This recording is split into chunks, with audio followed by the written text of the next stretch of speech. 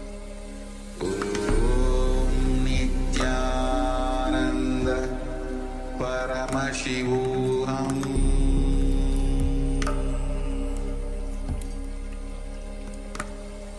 Om Nityananda Paramashivoham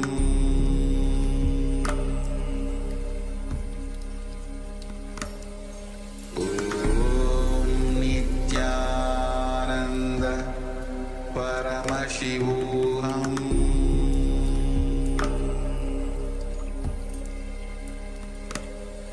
Om Nityananda Paramashivoham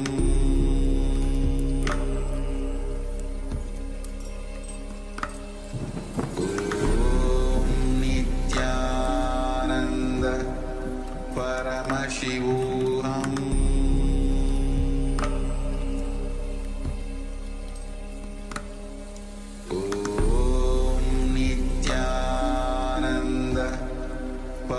Paramashivoham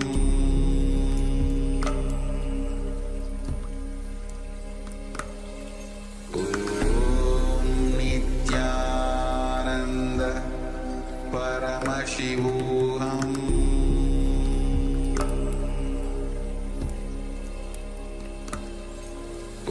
Om Nityananda Paramashivoham Paramashivoham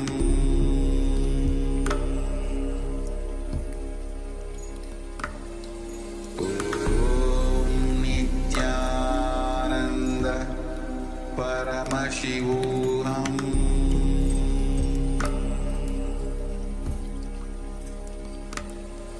Om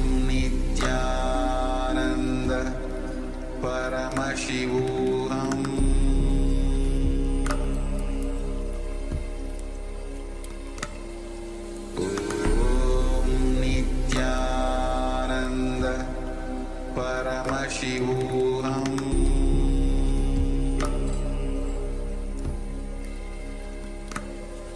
Om Nityananda Paramashivoham Om Nityananda Paramashivoham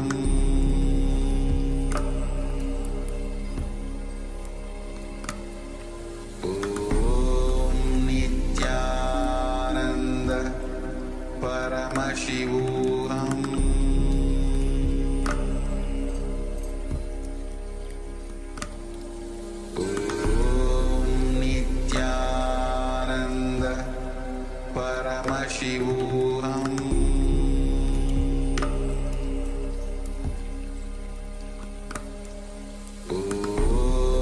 Nityananda Paramashivoham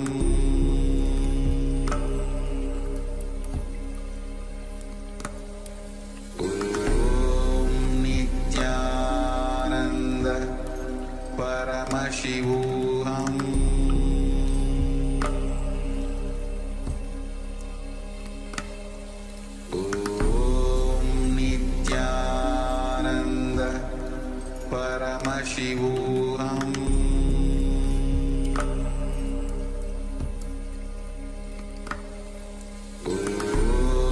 Nityananda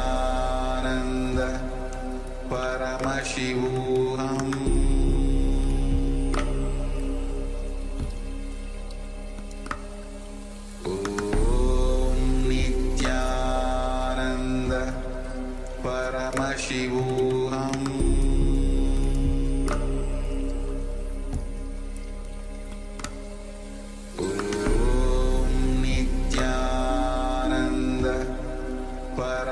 Paramashivoham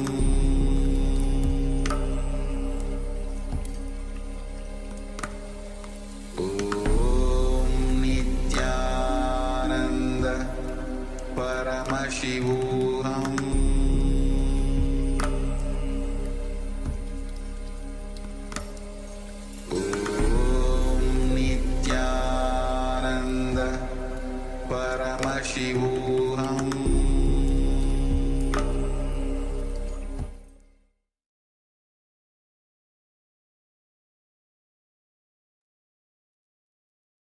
Yes.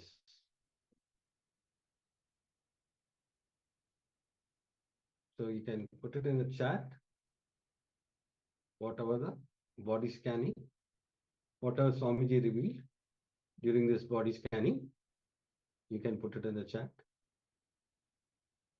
I request all the participants to switch on your cameras. Queue still, the cameras are off.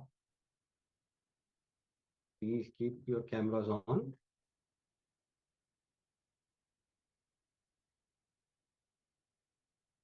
So if you have felt the sensation or in the stomach or anywhere, whatever you have felt during the scanning, body scanning, you can put it in the chat so that we can help you.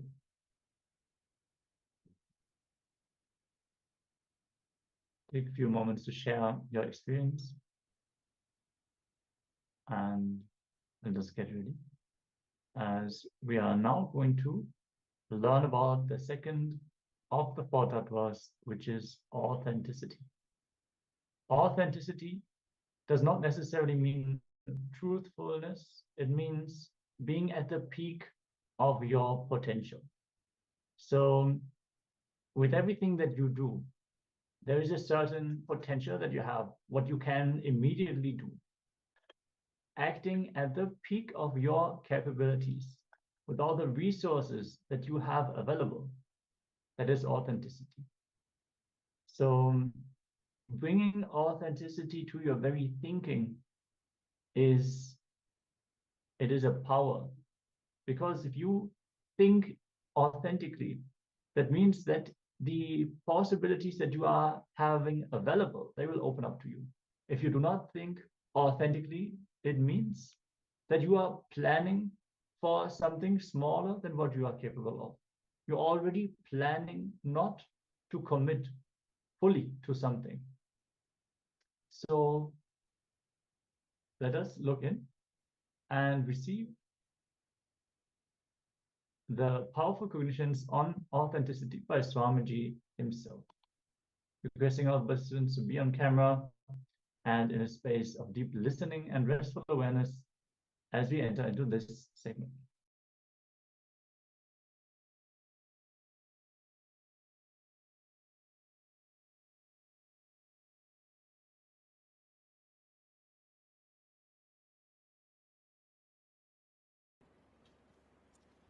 I'll expand on the second principle.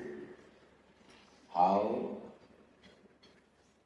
Second principle, authenticity, transforms the reality of your life. First line, first tattva you need to know is, whatever you experience as reality is only possibility. Please listen.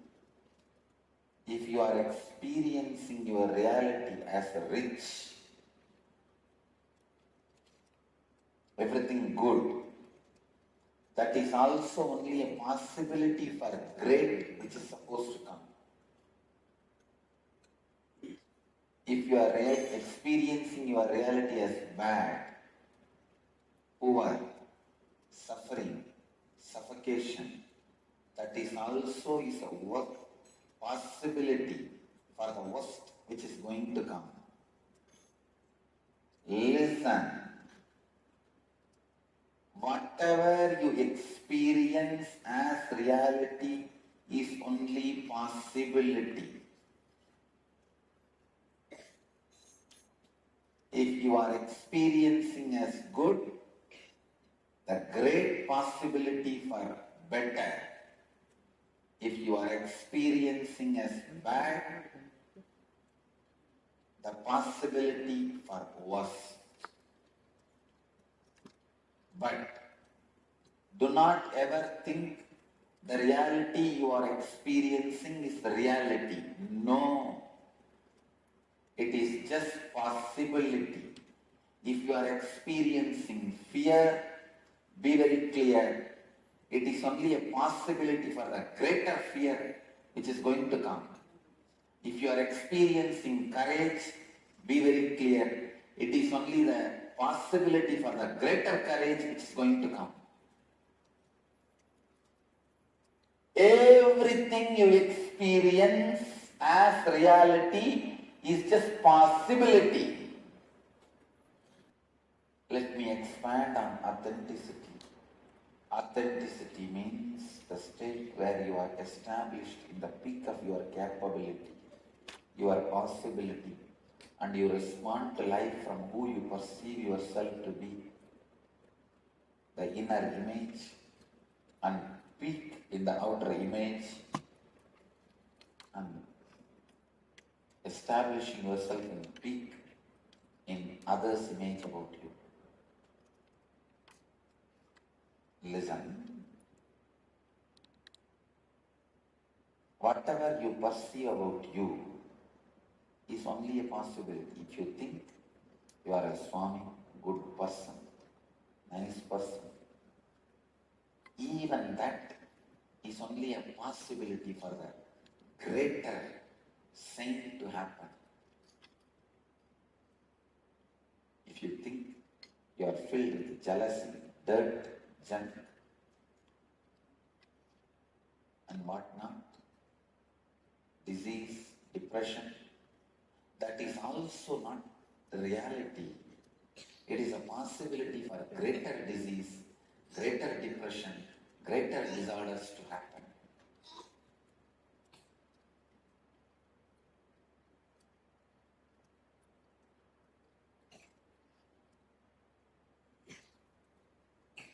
Now, almost all of us experience ourselves as a mixture of both. How many of you cognize what I am saying? You experience yourself as a mixture of both. Little health and little disease. Little goodness, little badness. Little joy and little depression. Little reconciliation and little fight. And little wealth and little poverty. So you are a possibility for any extreme. In a way, you are a possibility for any possibility. When you are in a state of possibility for any possibility, you are called seeker. Bring authenticity continuously. Expand how you feel about you, how you project to others, and how others experience you. Go on expanding. Go on expanding. Authenticity is the possibility of life in you. Drop this tool. Bring authenticity in whatever you are. How you feel you, how you project yourself to others, and how others want you for them. In all these three, bring yourself to your peak.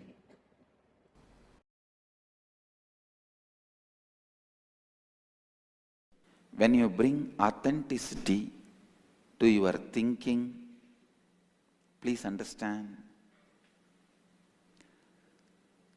bringing authenticity into your thinking and your action not just brings the result how much you expand. It's like there is a water canal.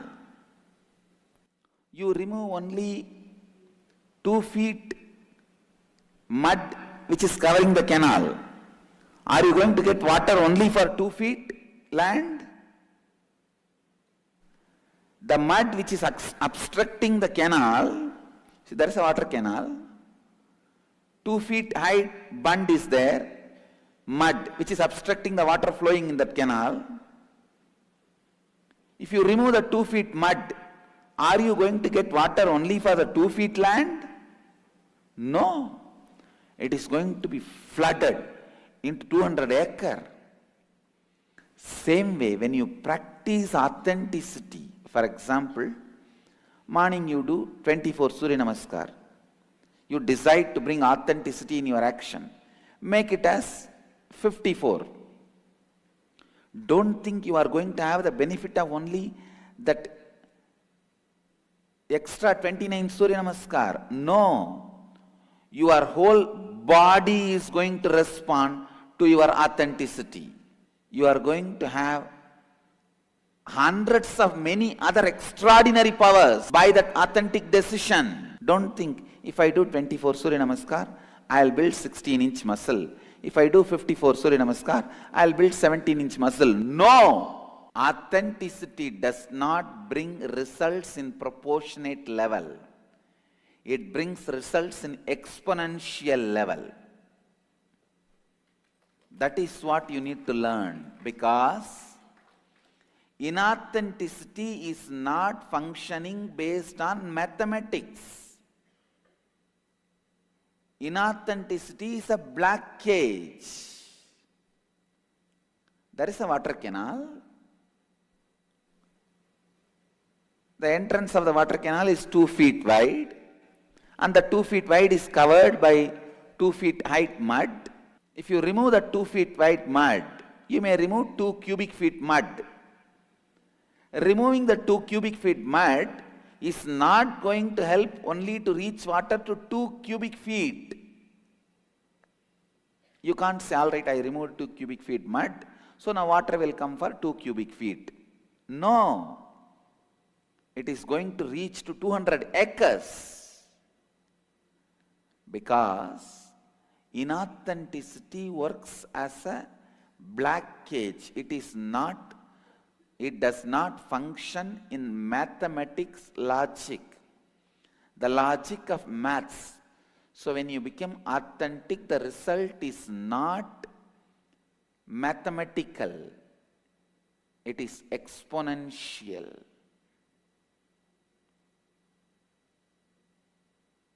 It is not proportionate, it is exponential.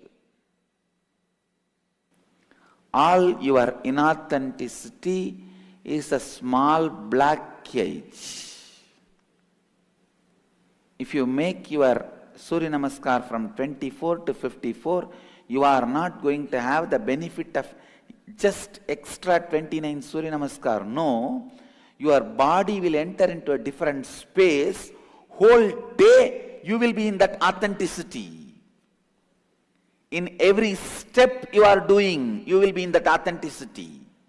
Every action you take, every thinking happens in you, every step of your life, you will be in that authenticity. The power of authenticity brings unknown energies awakened in you, capabilities awakened in you.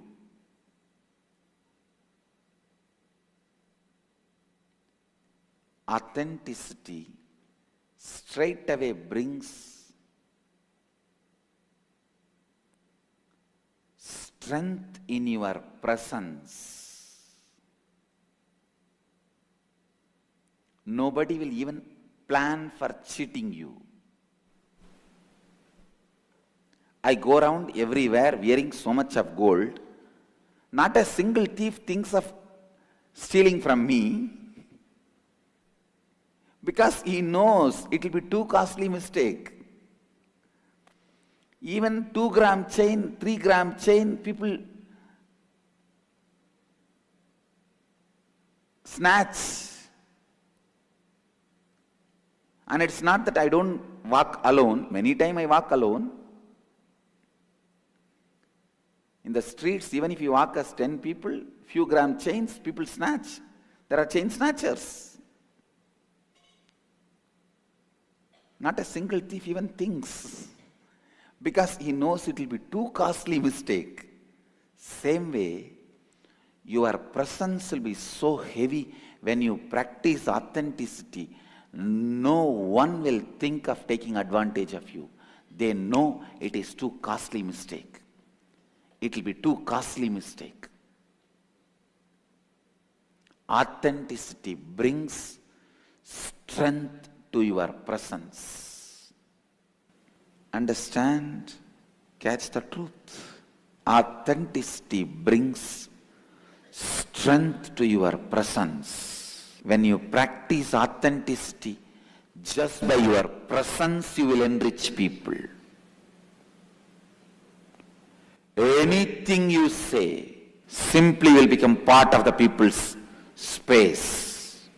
Their inner space will not even have a guts to say no. They will simply forget no in your presence. Understand? Authenticity means being in peak in all the three. Being in peak in all the three. Let me explain. Having best, no books, notebooks. Please drop everything. No, can you drop all the notebooks?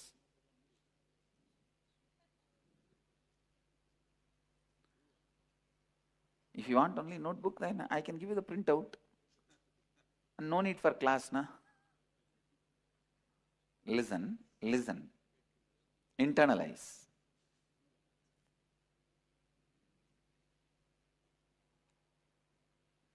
Point by point. Inner image.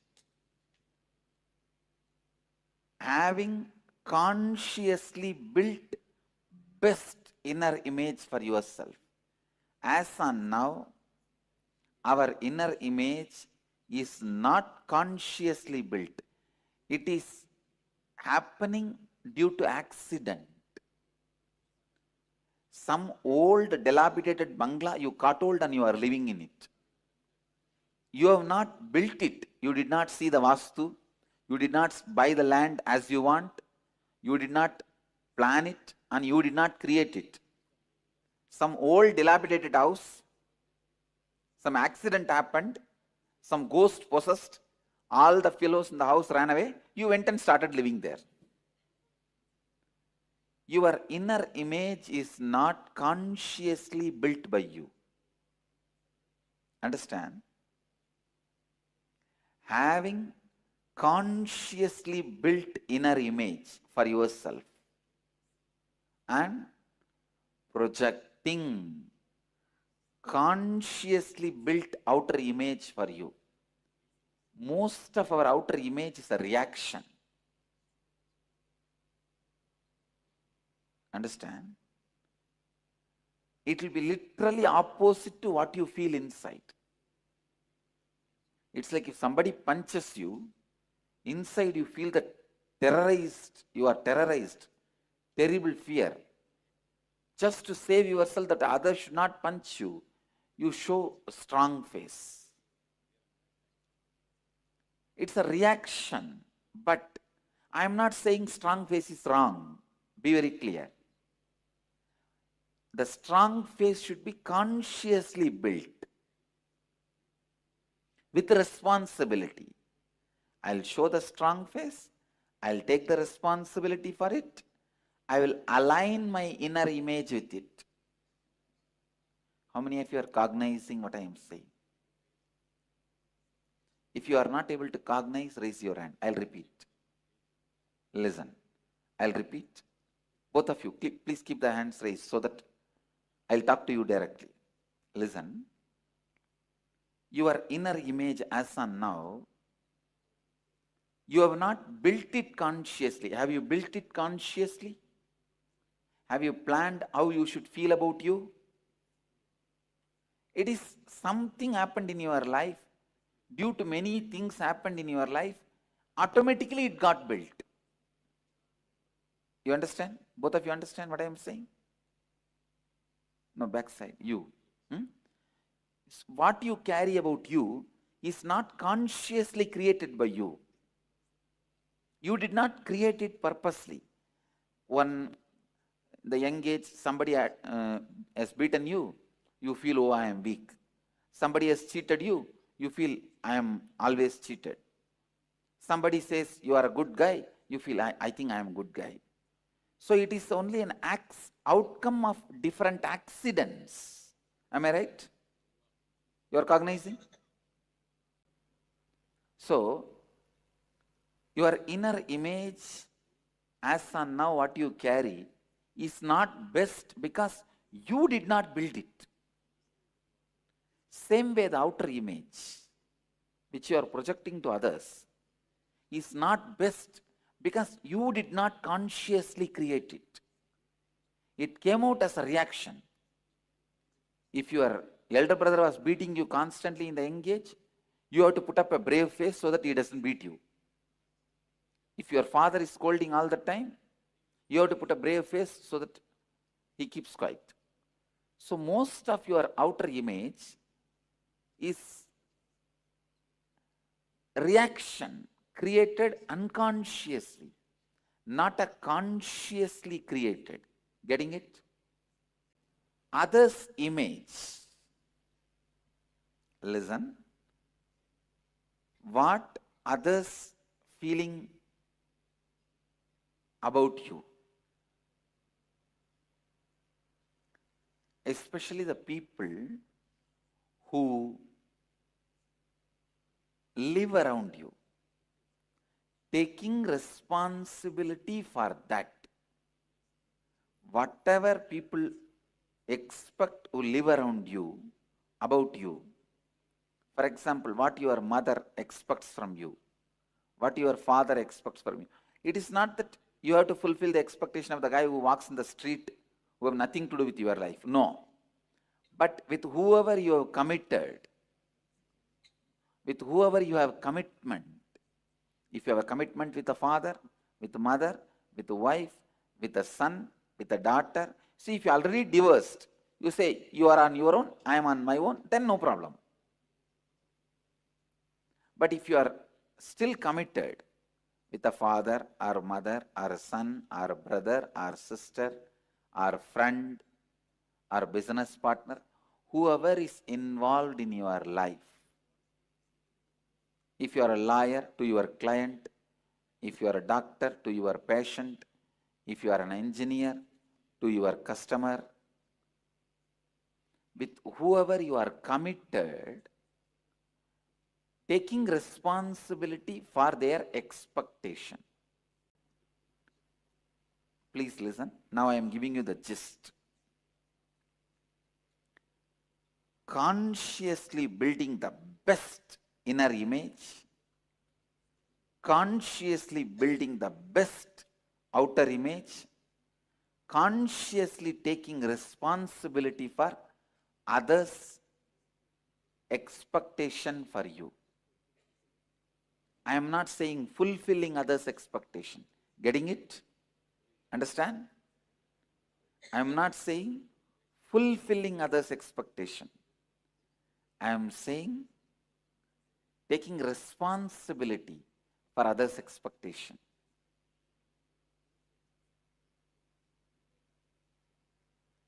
This three is authenticity. Building best conscious inner image for you, best conscious outer image for you, responsibility, taking responsibility for others' expectation about you, means you should be responsible for what you make others expect from you. And either you should change their expectation or fulfill their expectation. But for both, you are responsible. Getting it? This is authenticity. Taking responsibility for what others expect from you. For example, you are mother of somebody. You set an expectation to your son what he should expect from you. So you take the responsibility and set a scope of expectation. You understand? You set a scope and you fulfill it. Taking responsibility for what others expect from you, you set a proper scope and fulfill it, both. So, all these three being put in one line. All of you are getting it? Let me make it more clear with some more examples. Aligning your inner image, outer image, and others' expectation. All the three is authenticity. Let me define. In any point in time, authenticity is you being established and responding to life from the peak of your capability of who you perceive yourself to be for yourself, who you project yourself to be for others, what you expect, what others expect you to be for them. It's almost like a legal statement. Now let me make it very practical.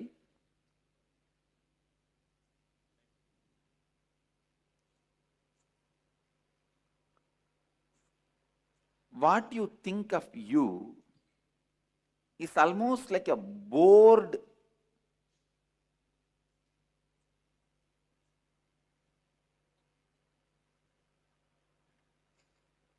useless repetition words. That is why you terribly feel bored of you.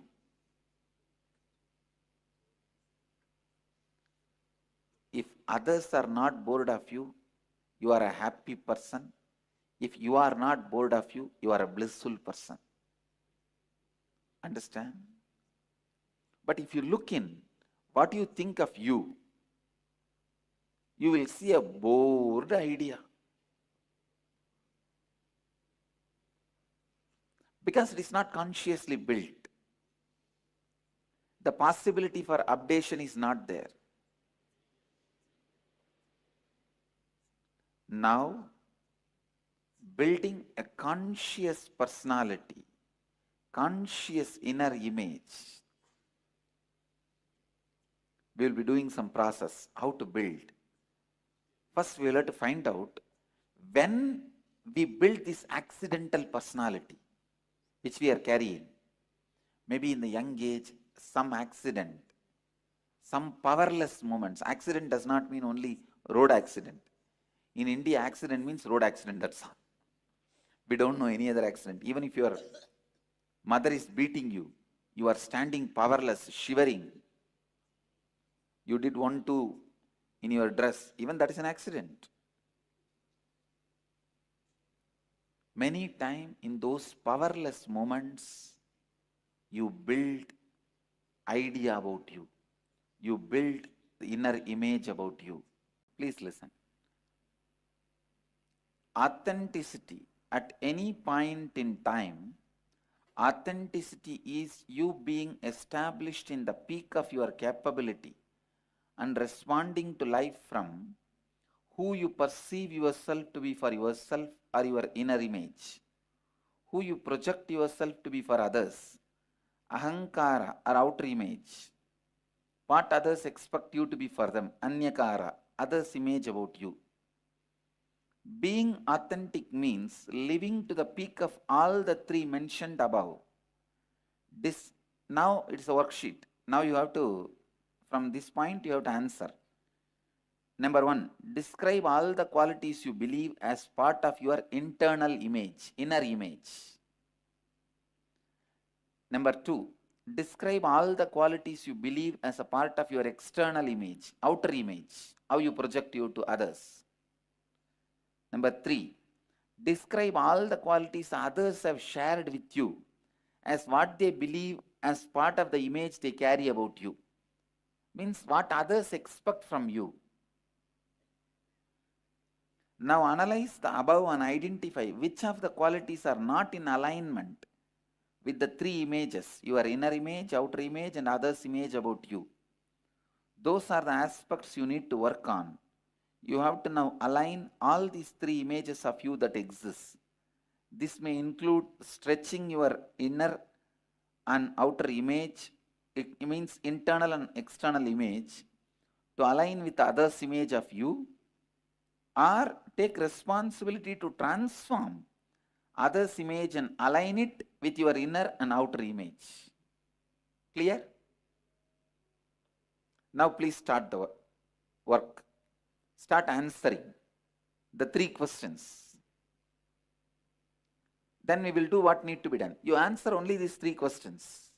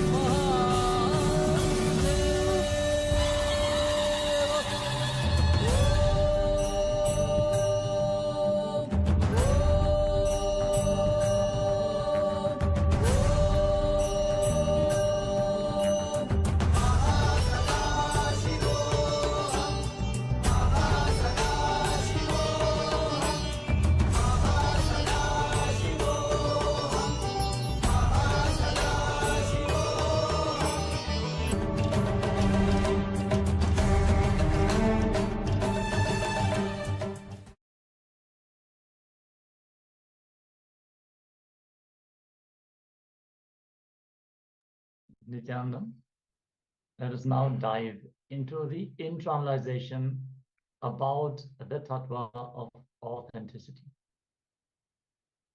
Authenticity means living at your peak, the peak of your possibility, whatever you believe as you, what you project as yourself to others, how you fulfill others' expectation about you, how you experience life for yourself.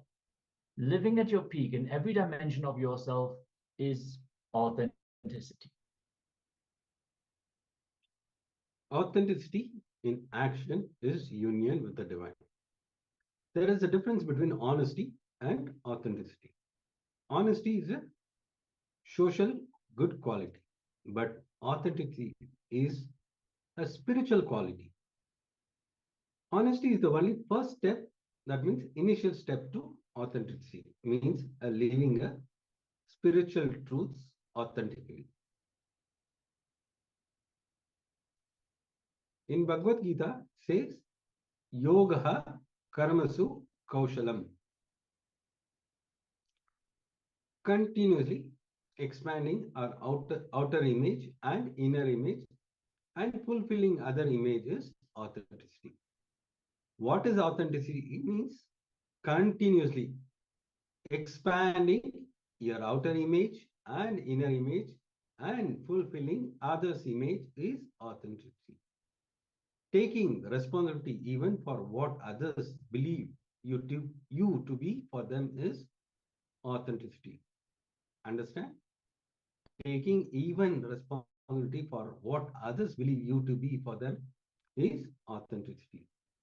With authenticity, because there is no more space for unconscious living, you will always be aware of the causes and effects that are playing in your life. Authenticity destroys your fear of failure. It is due to this fear of your possibility that you get into the space of impossible.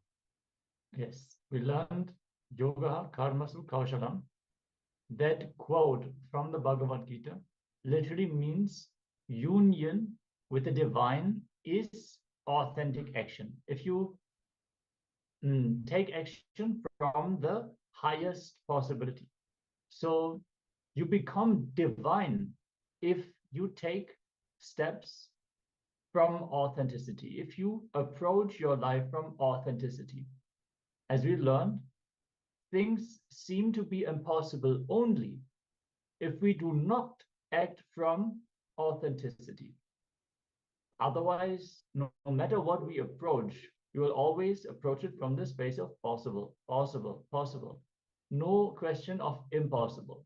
We might not know now how to achieve it, but we know it is possible. We might not have the necessary funds, maybe, to make it happen immediately, but we know it is possible. We know that we can get strong enough, smart enough, fast enough, proficient enough to make it happen. We can evolve ourselves and make it happen. So spend the next 15 minutes writing about all the moments where you displayed a lack of authenticity in the last 24 hours alone. After each situation, find a way to realign yourself back to authenticity and write it down. With authenticity, you will suddenly have new ideas, new solutions open up for you. See, when you act out of fear and worry about impossibilities, authentic thinking will not happen. All your thinking capacity will not be available to you if you assume from the beginning that it is impossible. When you operate from the idea of possible, possible, possible, you grind your gears and you make it happen. That's authenticity. So let's look in for all the things where we displayed inauthenticity in the last 24 hours. Let us actually find the authentic approach to it. Let's look in first where we did not act out of authenticity, and then look in for the solutions. If you have any questions or doubts, please let us know. And let us now enter into this internalization exercise that will bring us back to authenticity.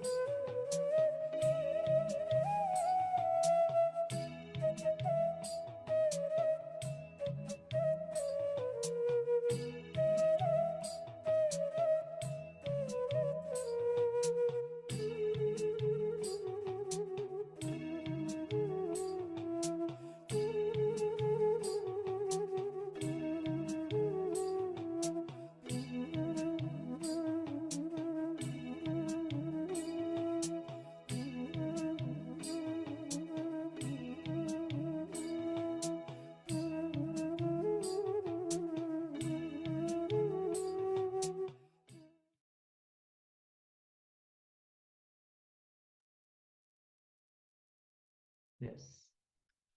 So let us decide, just for some days, let us decide to live authenticity.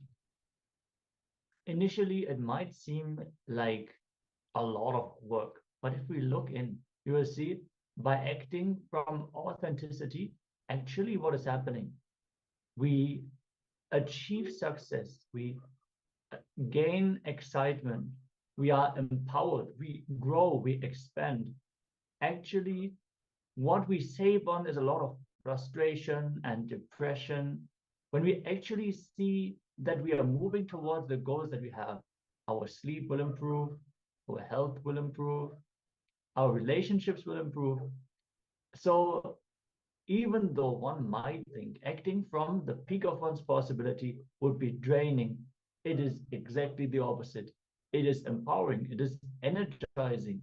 When you push yourself to act from authenticity, you will see there is so much more that you can do only because of your thought of impossibility, the idea of, oh, I'm already doing so much.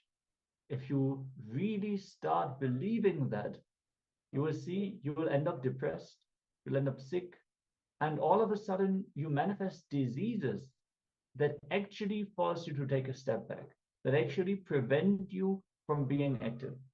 So the solution is to act from authenticity. With this, we're going to move on to the next round of today's power manifestation. Yes. Now, all we require is just a will to do it. That's it. Nothing matters. If you have a will, you can do it. It is only our laziness which stops us from exploring all the possibilities. So now let's enter into the power manifestation of body scanning. Now you are going to scan your own blood pressure. If you have a measuring device, you can check the initial measurement. After power manifestation, again you can check your pressure. You can change this power, your blood pressure. Yes. Sit straight in with your head, neck, and spine. Sit straight. Intensely chant the Mahavakya. Through the power of third eye, request Swamiji to manifest this power. Keep chanting the Mahavakya intensely as we enter into this power manifestation of body scanning and checking your own blood pressure. You can increase or decrease your pressure.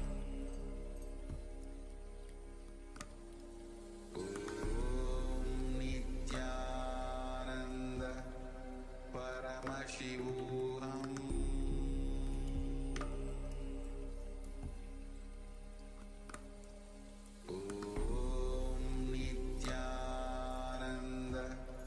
Paramashivoham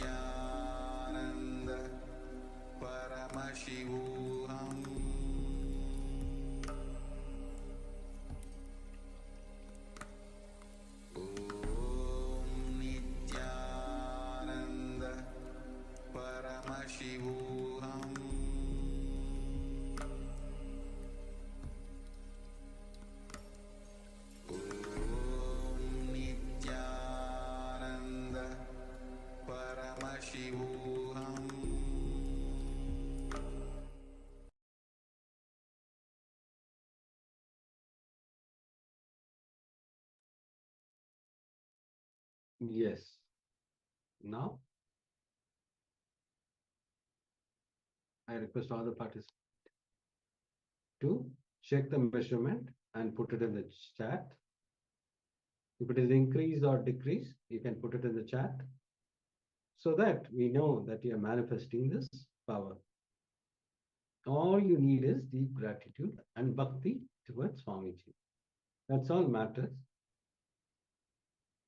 Just remember Swamiji, whenever you are manifesting this powers, just visualize as Swamiji and keep chanting the Mahavakya intensely. You will see, you will be able to manifest these powers.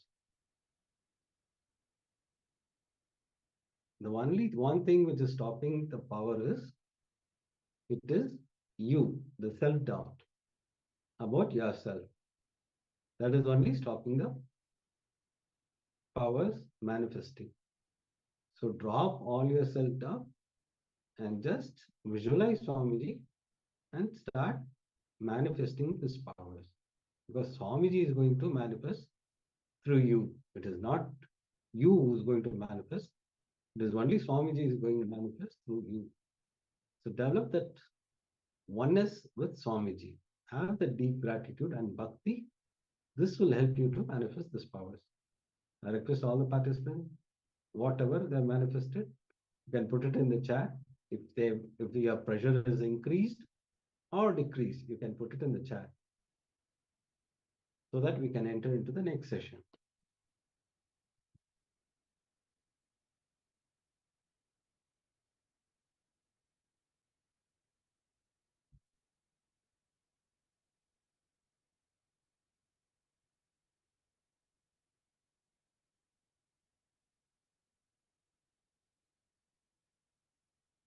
Yes. With this, let us now enter into the third tattva, which is responsibility.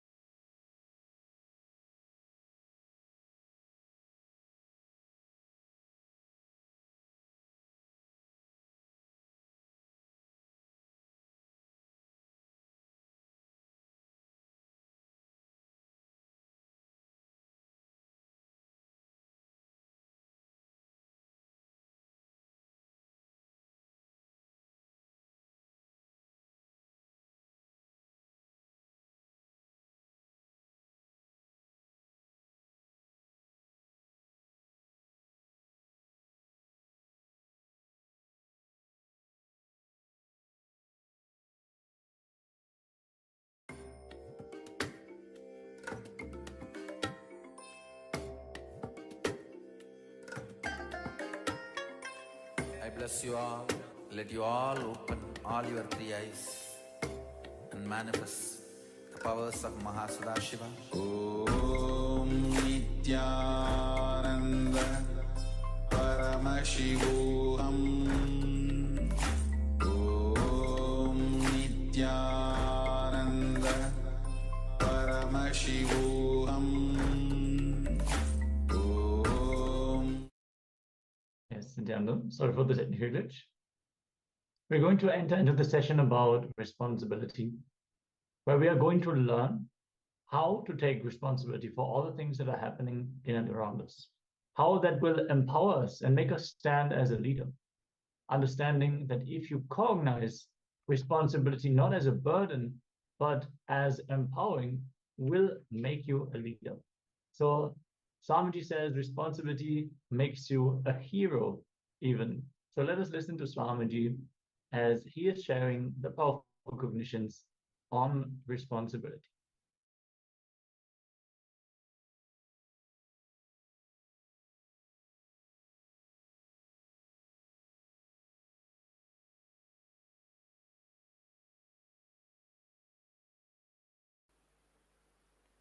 Responsibility in your being means the space from which you cognize, carrying responsibility in that zone. Please listen. if you don't feel you are responsible for something, you don't even think in that line. If you feel you are responsible for something, only then you will even look into that part of your life. I'll give you one example. The TV channel headlines reads, bomb blast, 172 people dead. 2 ministers are injured. You will jump up and see where? Iran. You will settle down. How many of you experienced this? Means what? You feel you are responsible only for India or your state where you are.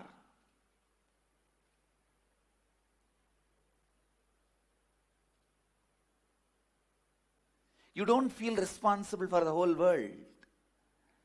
Restricting your being feeling responsible is what I call conditioning. Every guy preaches patriotism, tries to condition your responsibility to that country. Every man tries to teach religion, conditions you, restricts your responsibility to that religion. Every person tries to teach you a language or the language-based affiliations.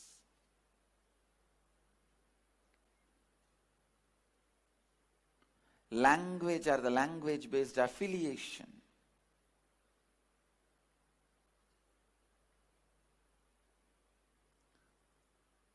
Tries to restrict your responsibility to that language speaking people. Please listen.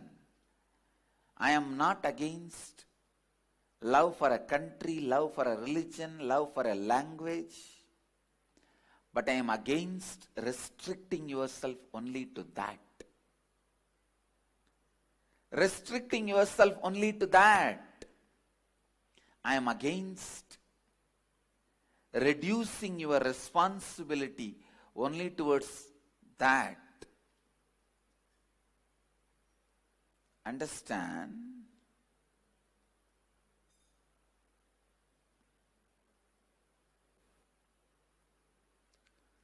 Restricting your responsibility should never be allowed. You are a human being. You are responsible for the whole cosmos, not just planet Earth. If you have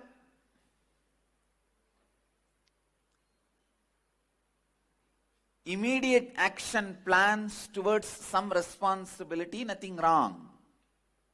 But you not feeling responsible for the whole is seriously wrong. Your being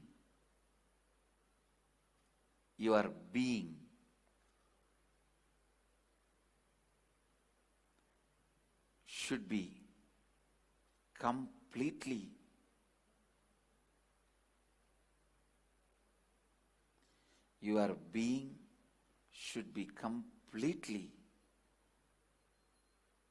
taking responsibility for everything. Listen. When you carry responsibility in your being, please listen. That very carrying responsibility in your being will raise you to a totally different level. I'm really telling you, feeling responsible makes you hero. Not feeling responsible makes you a comedian. It is feeling responsible that decides whether you are a hero or comedian in the life.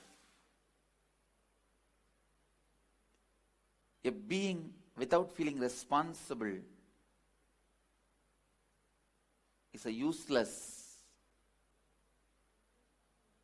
being. Filled with responsibility is the most powerful energy. Being feeling responsible is an energy center. Listen. Even when you go near that being, you will catch that responsibility. You will catch that feeling. Understand?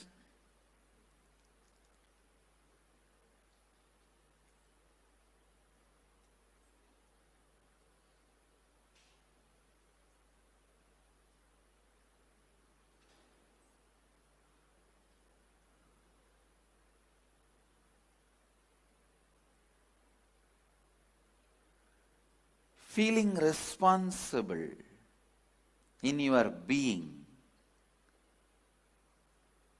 I can give you all this as a very powerful technique.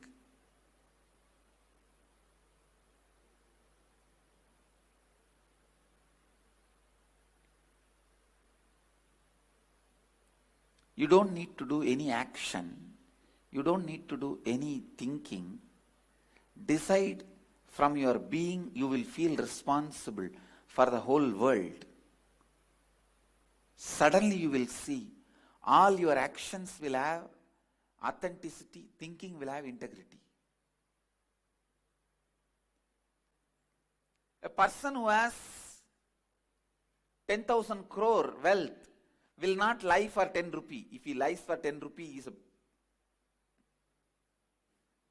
must be Nakiran Gopal.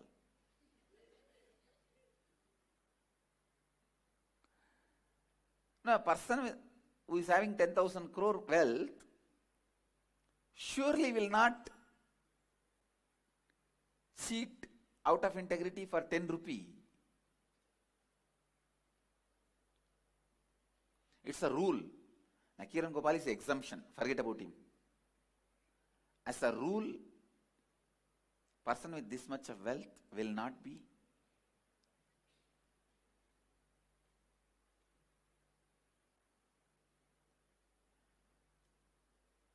without integrity.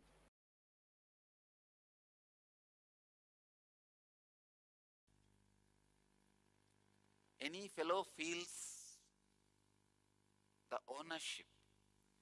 Let me describe. Ownership is formed without any bone structure by continuous action. Your actions are like flowers. Ownership is like a thread. If the ownership thread is used and actions are stitched and tied, it is ego, garland of ego. Never the real ownership happens in that way. Real ownership is flowers are arranged so thoroughly in such packed way, it looks like a garland without the thread. Is ownership. The ownership I feel, there is no separate thread of ownership running. Continuous actions performed so meticulously, perfectly, constantly creates the feeling as if all these flowers are looking like garland, but they are not tied. If there is a thread, it is false ego. In a normal man, he feels the ownership, I am doing, then does less action. That's why more thread is seen, less flowers are there. 25-meter thread, in the end and the beginning, one flower. That is the garland all you fellows are wearing. Because the whole energy is spent on ownership. Thread is the ownership. A real ownership is constant actions done in perfection. Yogaha karmasu kauchalam. constant actions performed in perfection, in continuum, creates the feeling of ownership for others, not for you, is real ownership. But the ownership Arjuna is having is one flower in the beginning, one flower in the end, 25-meter thread. By the time you reach that, both flowers are withered away. Your ownership is flowerless garland.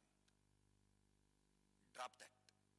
Real ownership is felt by others by your continuous action. Perfection continuum. Before even taking cognizance of somebody's surrender, the first prima facie requirement is perfection. Before even taking somebody's surrender into cognizance, the prima facie requirement I look into is perfection. Feeling of ownership, which Arjuna is carrying, not only useless, dangerous. In feeling of ownership, actions are never tied properly. Please understand, 2-inch thick thread, rope cannot be used to make jasmine garland. The ego itself becomes so thick, jasmine cannot stay with it. And the ego cannot bend for action. Jasmine is too fragile. It's perfect, but too fragile. Your ego will hurt the action. Your feeling of ownership abuses the very fundamental of the action. Real feeling of ownership is felt by others by the perfection of your action, but never felt by you. Bhagavan gives the next command: having given up your affliction. Give up.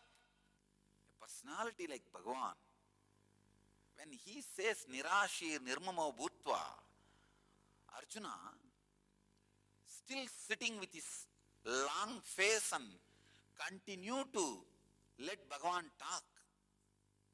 Bhagavan is using his whole energy, finally giving a last word. Nirmamo Bhutva means without having fear about your higher identity, higher self, disrespecting your lower self. Unless you disrespect your lower identity, you will not catch your higher existence. If a child or a pet urinates on you, that you want to just get rid of it, clean yourself. Exactly. If you have the same mood towards your lower self, and non-fear, not having fear about the higher self, happen to your higher self. Understand? You happening to your higher self, you making yourself available to your higher self, is the essence. Be unavailable, lower self, available to your higher self, enter into the battle. Yudhyasva vigatachvaraha. Understand, your everyday life is a battle. Take this as a direct initiation from Bhagavan. Lay down all the effect, side effect, after effect of actions. Don't carry the perverted, indirect, false, long hope. Relax from the iron chain feeling of ownership. Give up your affliction. Don't be afraid of the higher self. Disrespect the lower self. Enter into the life. Enter into the battle.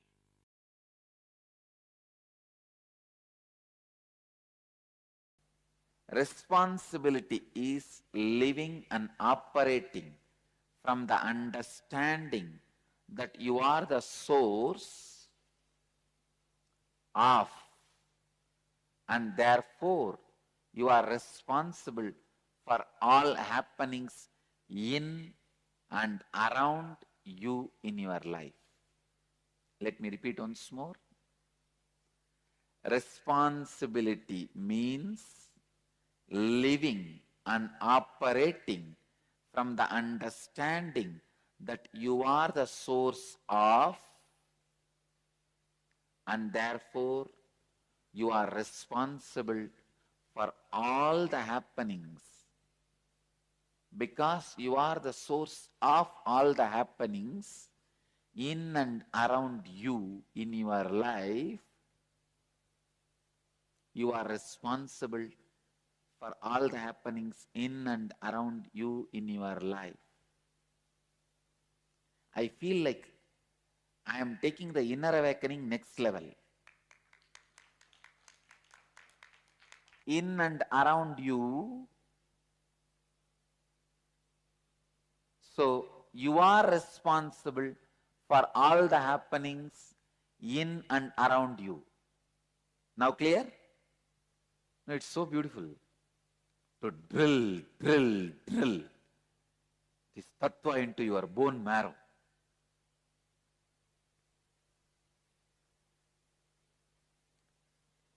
When you take the responsibility not just for your image about others, but also others' image about you, you expand. I tell you, you express miracle powers in you. This is the science of siddhis.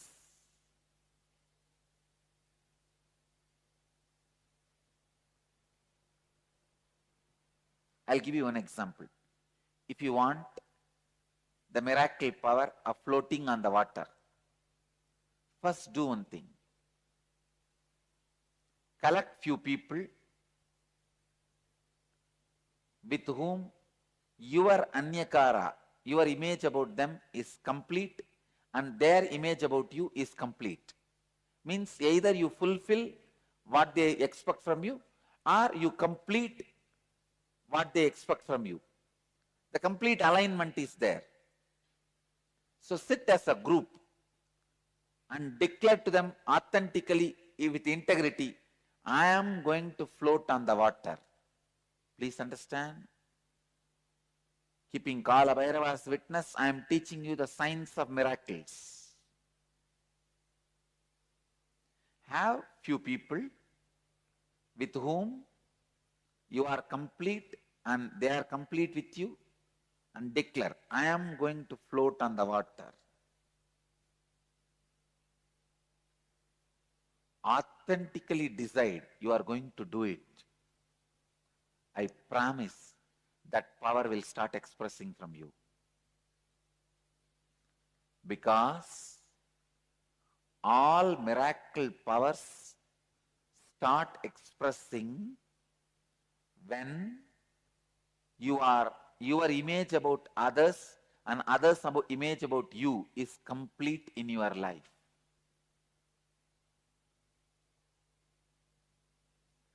Don't imagine immediately, oh, these are all remote things, not for me. No. I am talking about possibility. Straight possibility, not impossibility. There is nothing impossible. When I am possible, there is no impossible.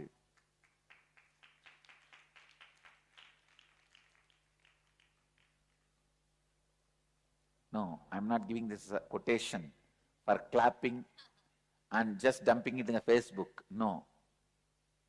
It's for you. When I am possible, how can be impossible? Anything be impossible. I, the greatest miracle of life. That is why I love me so much. I don't want to lose me. That's the biggest thing I have in my life. This is the biggest thing. All of you know, you are the biggest thing for you. You don't want to lose that. When that biggest thing has happened, when I am possible, how can anything be impossible? For example, if I say I'll give you the power of floating in the water, will you give up on you? Will you give your life? Will you die? You will say naturally no. It means what? Then you are the bigger possibility than floating on the water. Am I right? When you have that itself, how can the floating on the water be impossible? Tell me. See, I tell you, all right, I'll give you the power to float on the water. Please die, commit suicide. Will you do?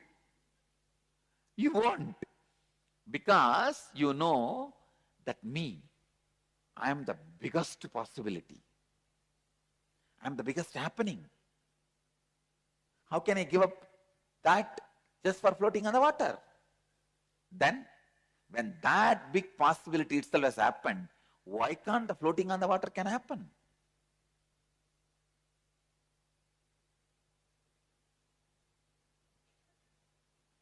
This is a science of miracles, understand? When I have, please understand, whenever I have the disciples who are complete with me and I am complete with them, anything I declare immediately becomes reality.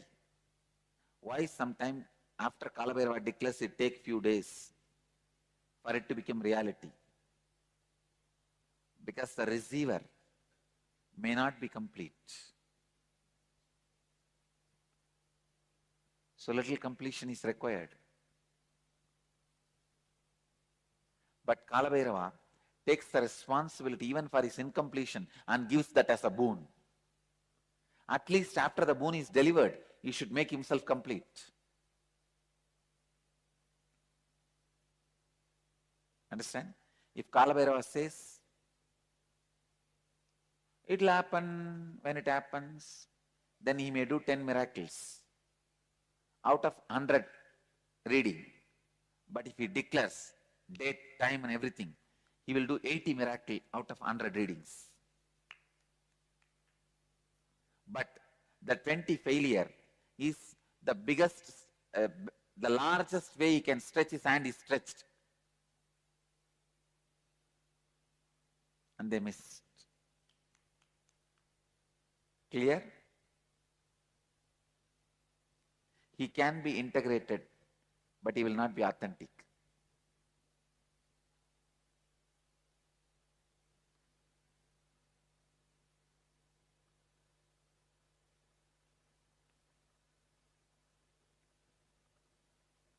Anybody has a doubt? Sometime Kalabhairava blessed, and that day exactly it has not happened. It's still getting delayed. Understand, this is the tattva, truth.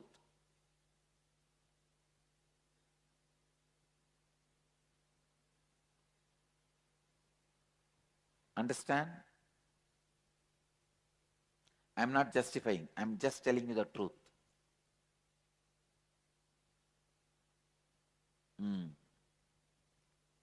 I am not justifying, I am just justing.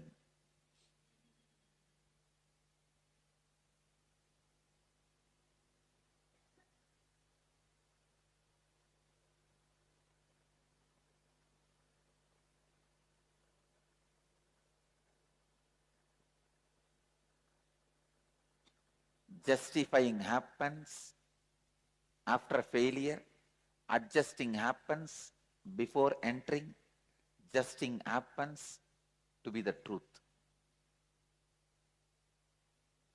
Adjusting, justifying, justing.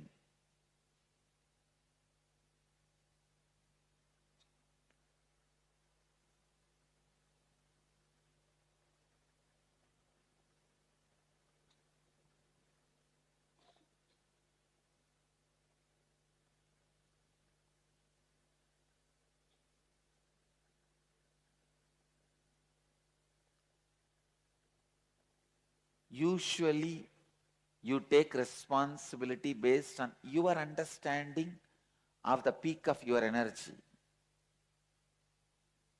I wanted to make you very clear. I wanted to declare it and make you understand. When I started this Sangha, Even though I declared it will become an international organization,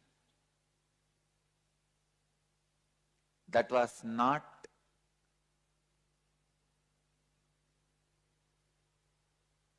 the peak of my energy at that time. But I declared authentically and decided to stretch me to that.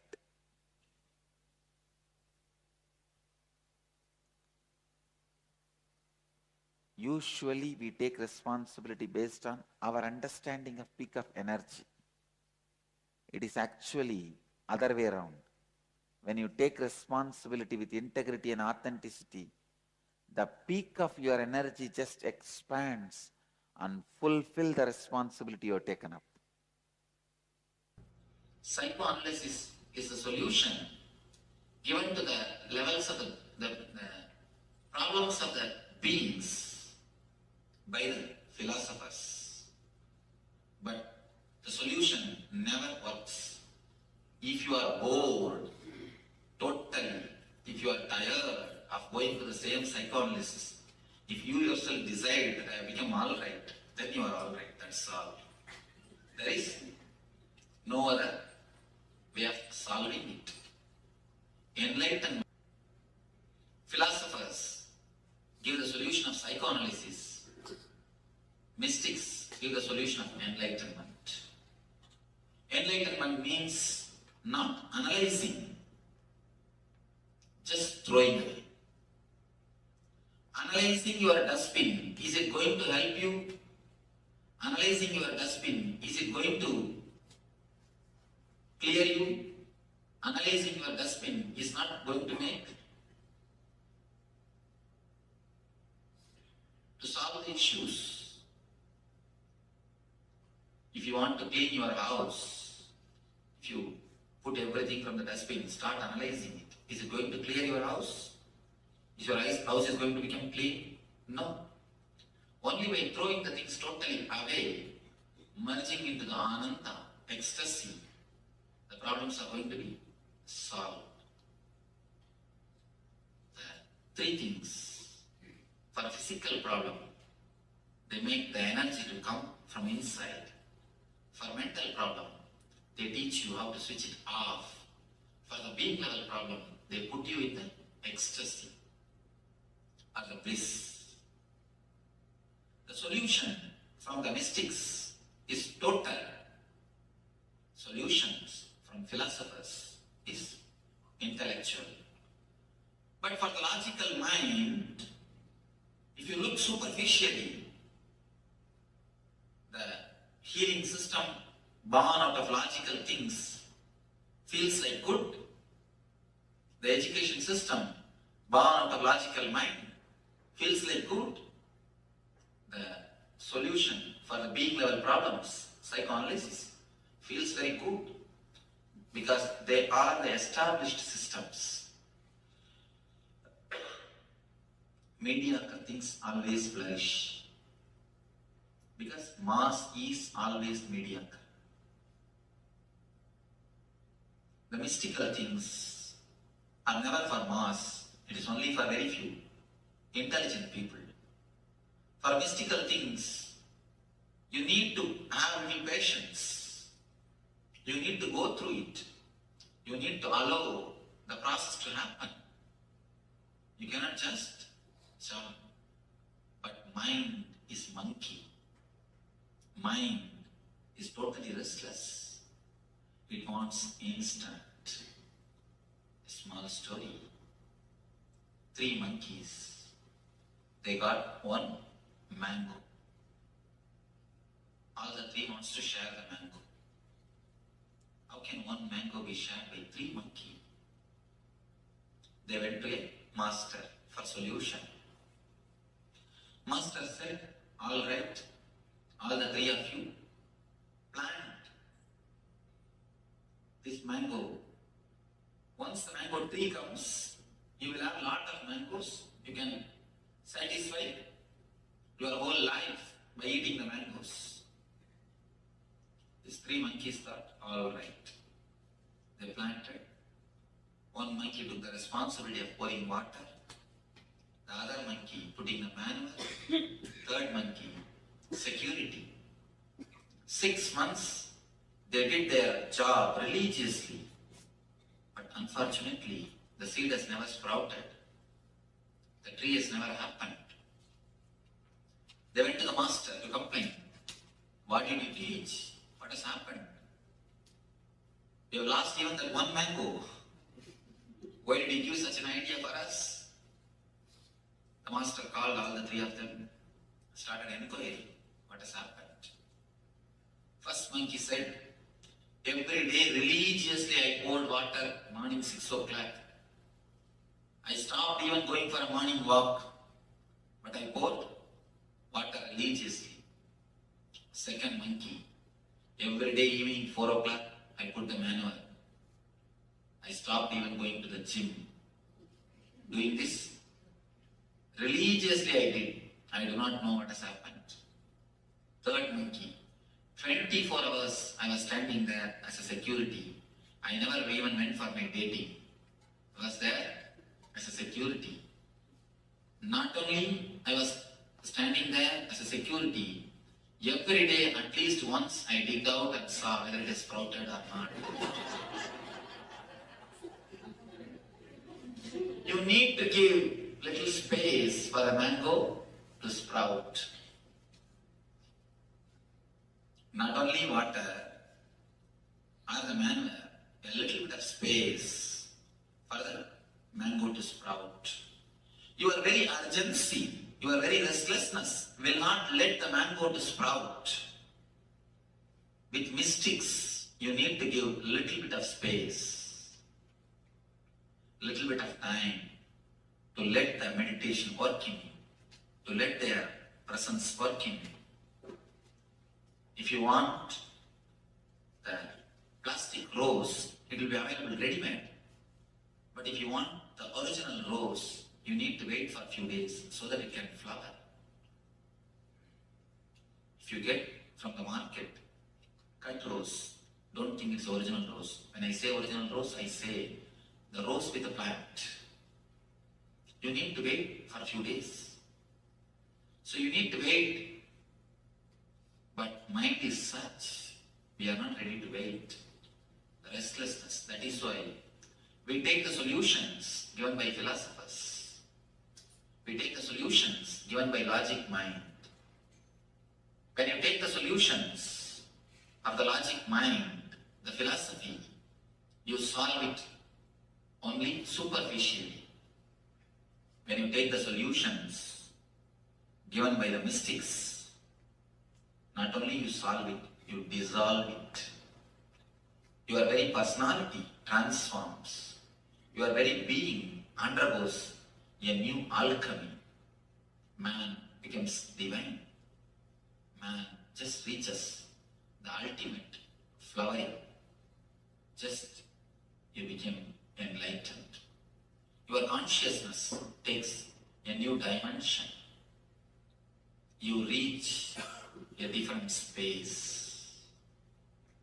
With philosophy, you will be solving your problems every day. With mysticism, you will be dissolving your problems once for all. So, it is up to us to desire philosophy or mysticism. Let you understand this. Let this understanding lead you to be in, become one with the eternal bliss. Let your being be in, one with the eternal bliss. Nityananda. Thank you.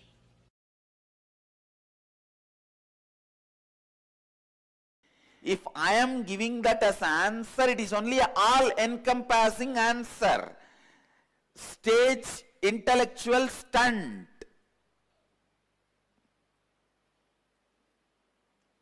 This 4-word, integrity, authenticity, responsibility, and enriching, if you do not meditate on it, if you do not think,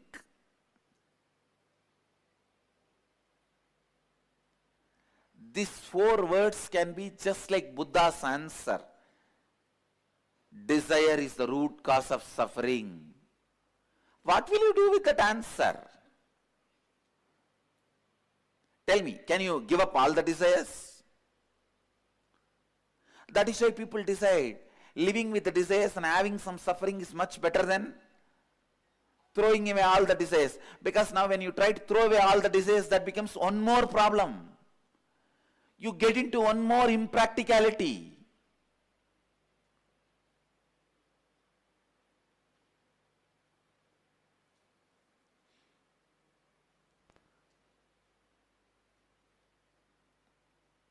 The desire is the root cause of all sufferings. Maybe an all-encompassing answer, but not a solution. Same way, please listen. If you take this integrity, authenticity, responsibility and enriching as an answer uttered from the stage, this also works just like Buddha's answer. Only when you start internalizing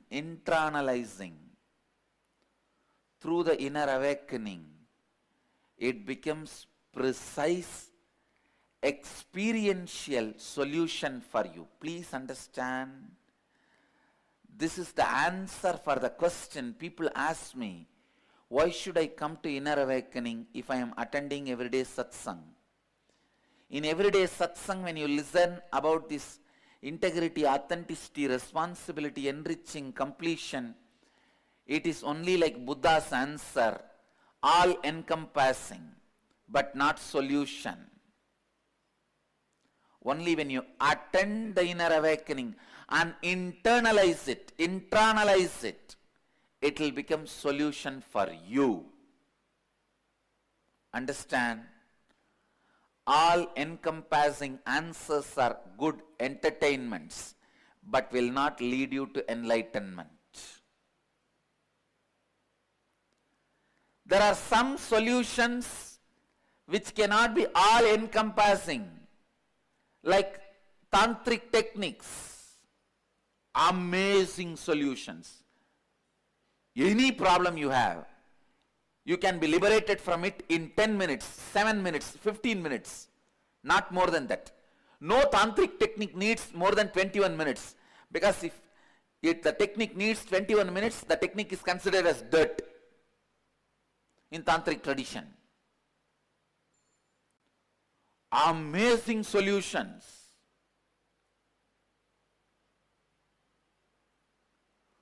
Such easy solutions. But the philosophy itself does not have all-encompassing answers. So it cannot be accepted by mass. It cannot be accepted by society. Society cannot live it. Society cannot have it. Society cannot understand it.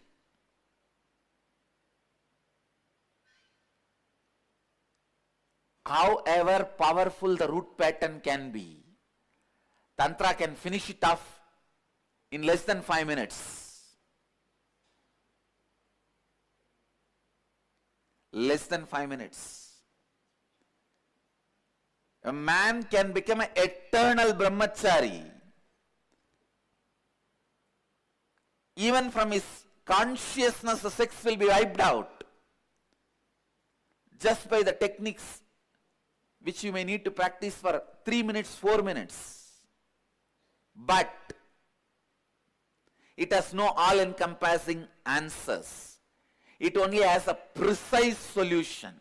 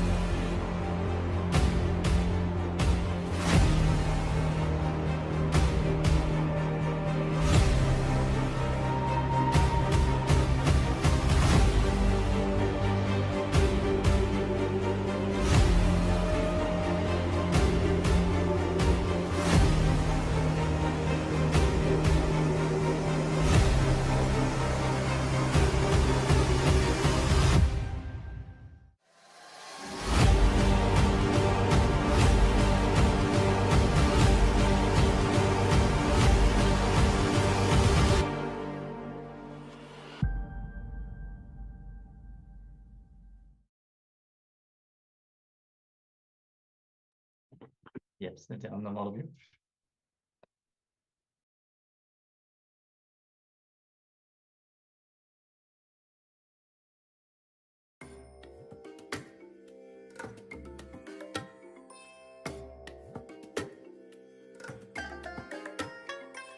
I bless you all.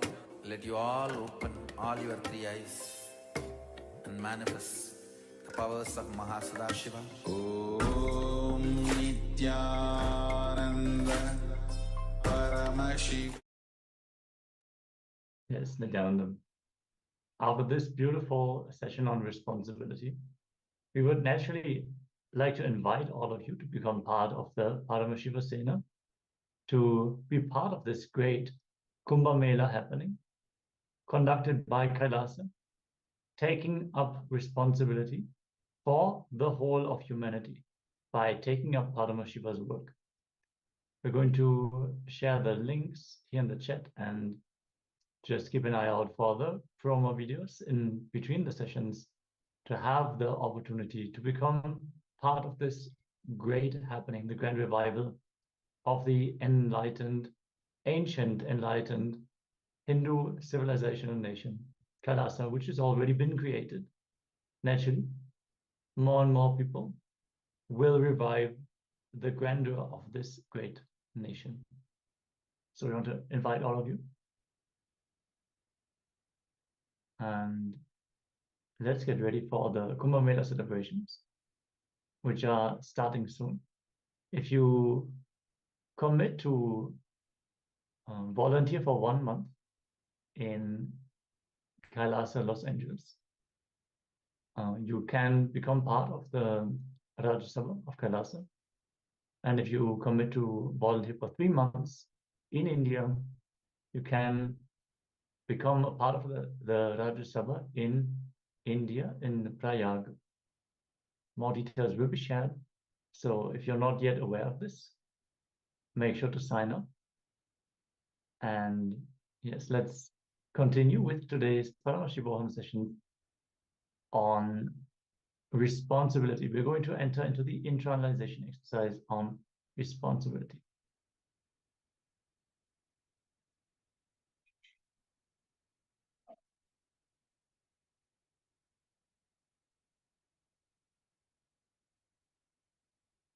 Yes. So now let's enter into some powerful cognition on responsibility. Living and responding to the life from the truth that you are the source of everything. Therefore, you are responsible for all happening in and around you. So when you take the responsibility, whatever happening in and around you. So this powerful cognition, when you start taking up, you will see the whole cognition changes, and the way your body language changes. You will feel responsible means feeling responsible for everything that is happening. When you take up responsibility, you begin living a life. When you sit with this responsibility in your Ananda Gandha, you will see that your Kundalini awakens and sends a strong wave to the cosmos, and your word changes the world. When you utter something, it actually changes and it manifests as the reality. The moment you take the responsibility, whatever is happening around you, you are responsible. You will see the whole shift happening in and around you. Now, let's enter into the exercise. Start writing whatever is happening in you, in your life, whatever you feel you are responsible for, whatever you feel you are not responsible for all the happening you think you are not responsible for. Visualize, and you will write down what will happen in those areas if you actually take the responsibility with power and completion. So you are going to pen now. what for all the happenings you think you are not responsible for. Visualize and write down what will happen in those areas if you actually take the responsibility with power and completion. This is the thing required. With power and completion, you will going to take the responsibility. For all the situations in your life where you experience conflict, visualizing taking responsibility and write down what will be the thoughts, words, and action you will now have in same situation.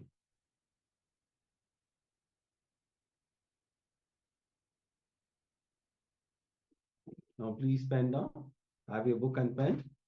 So we'll give you some time, please pen down.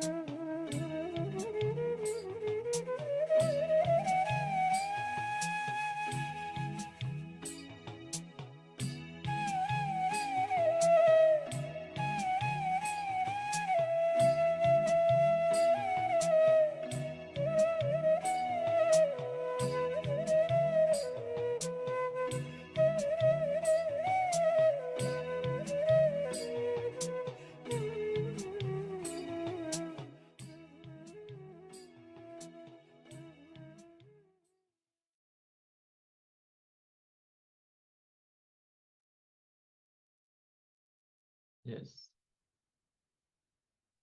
So we hope that all of you got to complete this exercise. And if you would like to share the takeaways from this session, the powerful insights that you have received, feel free to share them here in the chat. And let us take up our homework. For the next 21 days, experiment with this truth by taking responsibility for everything that is happening around you. That is a declaration for yourself. Bring awareness to all the points where you're deciding not to take responsibility, and just take it up. Cognize that you are the source of everything happening around you, and take the appropriate actions. Be aware of the thoughts, words, and actions you will have when you stand in the space of responsibility as defined in this session. You will see that when you begin living life this way, automatically you are expanding. So we're going to share this homework in the chat so you can pick it up for yourself. And with this, let us move to the next round of today's power manifestation.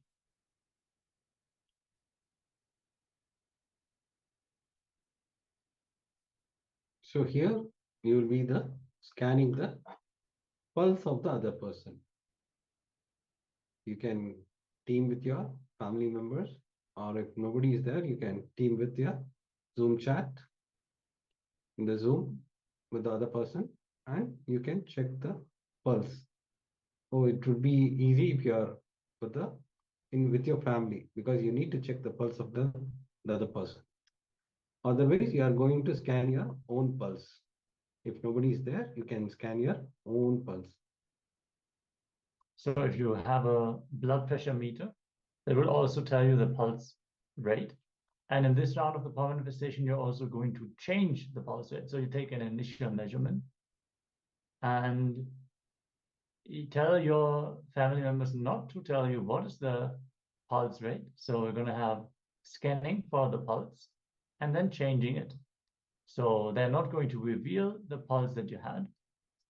If you want to do this on your own and you do not have, you do have a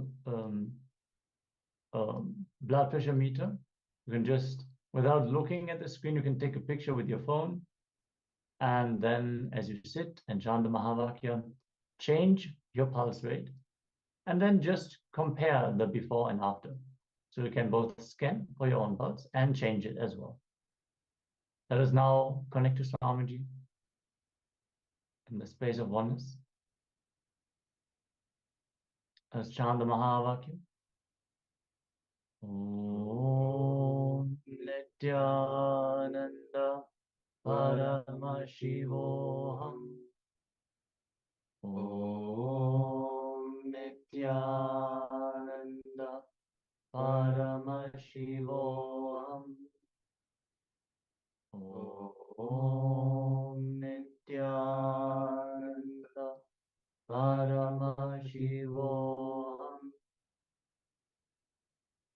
Let us begin this round of the power manifestation.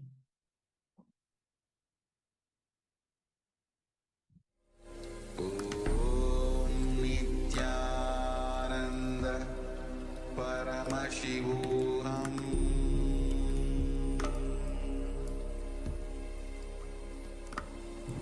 Om Nityananda Paramashivoham.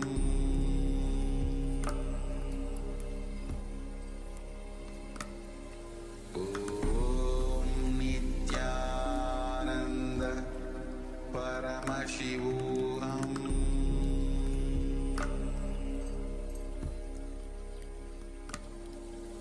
Om Nityananda Paramashivoham.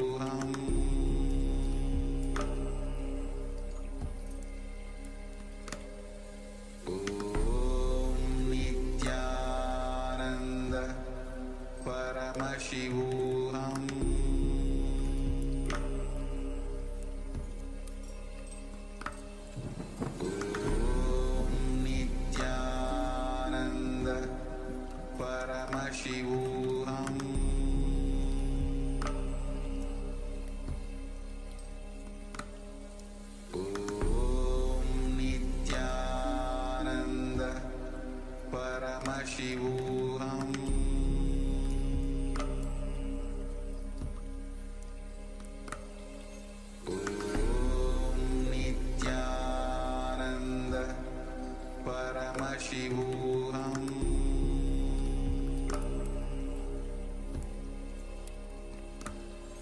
Om Nityananda Paramashivoham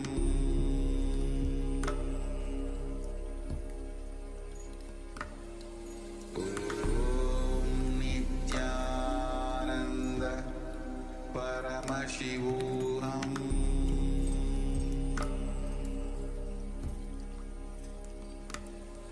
Om Nityananda Paramashivoham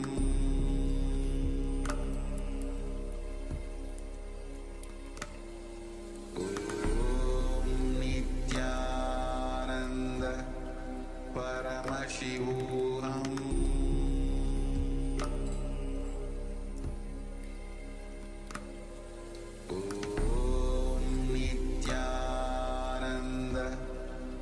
Paramashivoham Om Nityananda Paramashivoham Om Nityananda Paramashivoham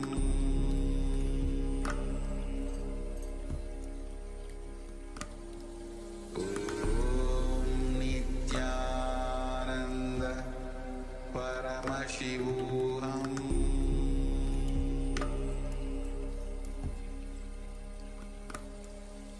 Om Nityananda Paramashivoham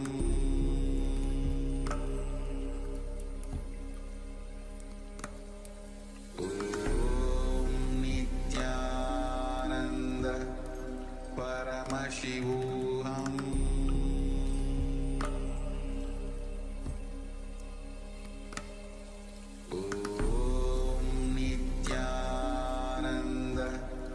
Paramashivoham Om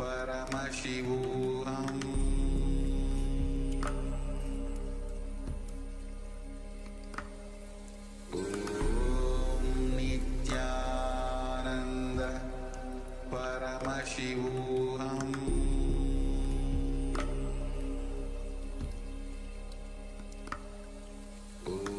Om Nityananda Paramashivoham Paramashivoham Om Nityananda Paramashivoham Om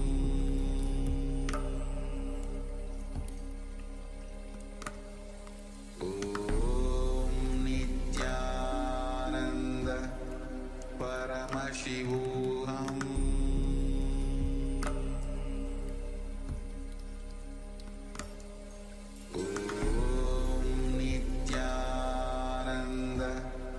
Paramashivoham Om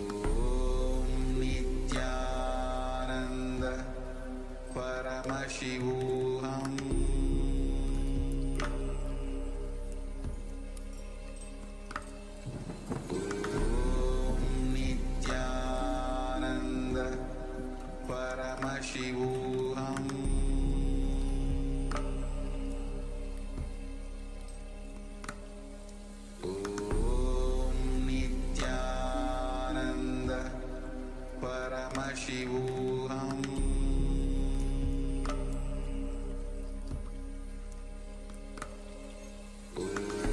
Om Nityananda Paramashivoham Paramashivoham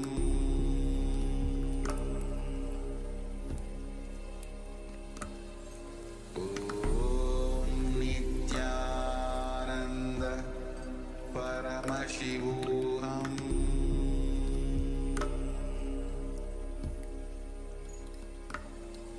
Om Nityananda Paramashivoham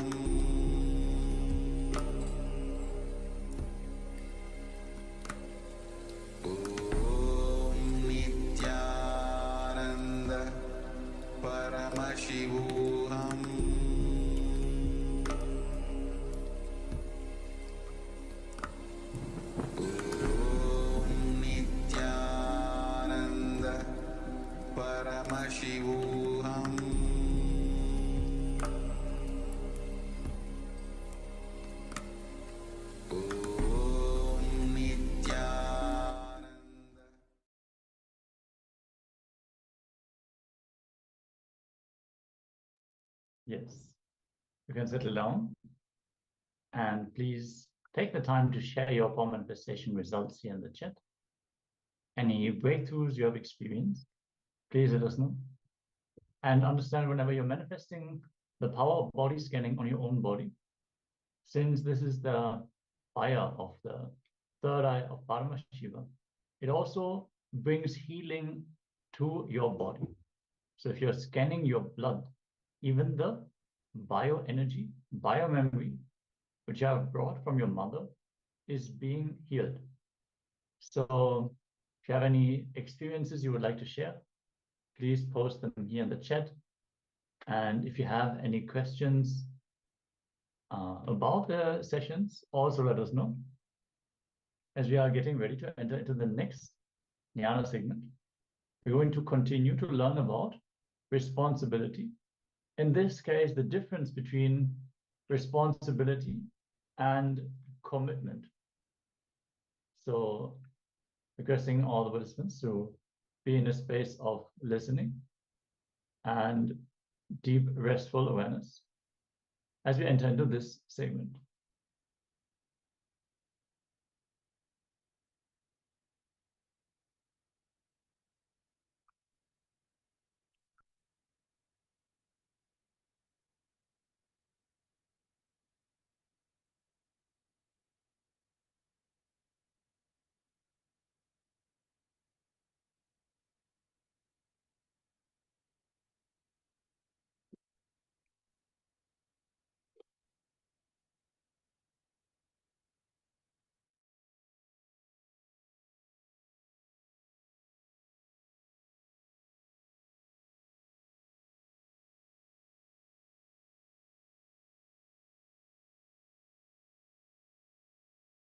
Listen. I am defining these two words. Responsibility is not commitment. Commitment is not responsibility. You can be responsible, totally non-committed. You can be committed, never be responsible. I'll differentiate. I'll explain. If you are constantly thinking about your future from powerlessness and go on thinking what all can go wrong, your involvement is called commitment.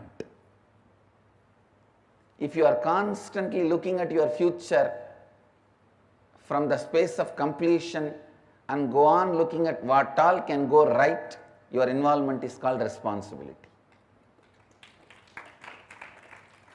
Listen, I am the symbol of total responsibility and complete non-commitment. I am totally responsible, but completely non-committal.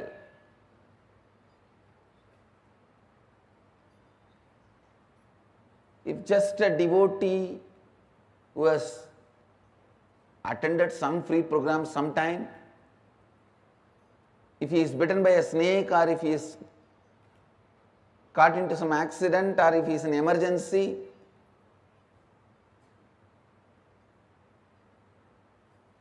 one phone call, I'll personally attend and talk to my secretaries or whoever and see to it that constantly is attended and I get the response back, whether healing or whatever, I can help. You will see that responsibilism. Same way,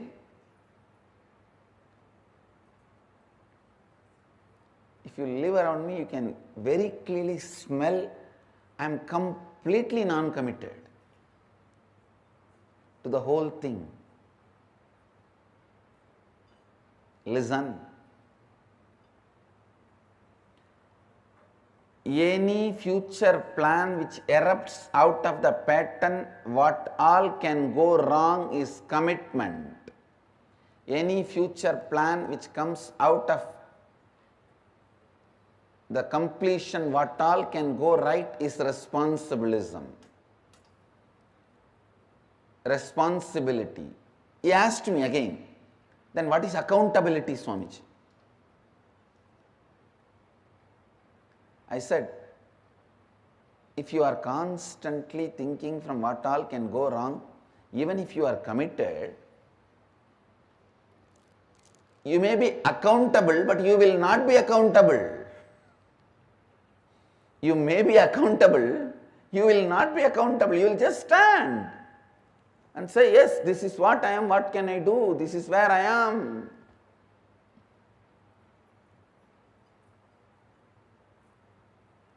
So understand, this subject is very, very, very confusing, and people feel no.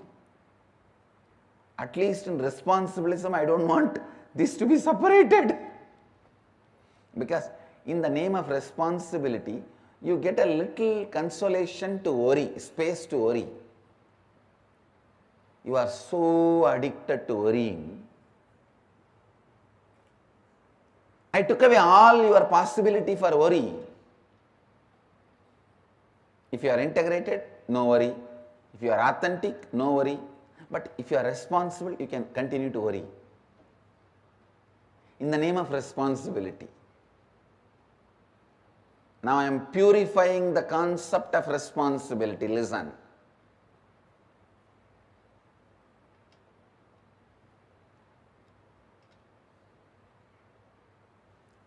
If you can move based on what all can go right, I am not saying don't look at what all can go wrong. You may not need to look at what all can go wrong if you look at what all can go right intensely. Looking at what all can go right,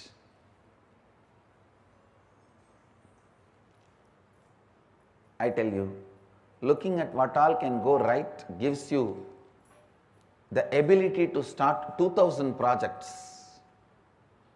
Even if you win in 20, you will be in the space of unimaginable expansion.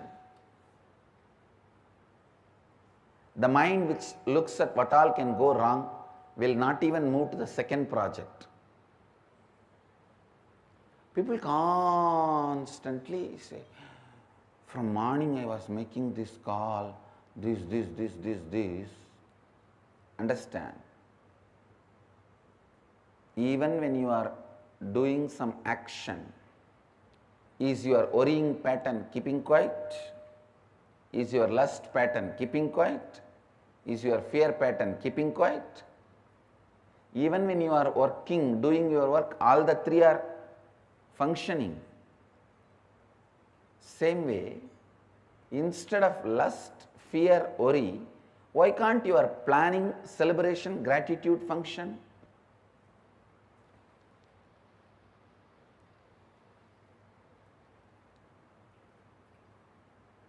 It is just simple training.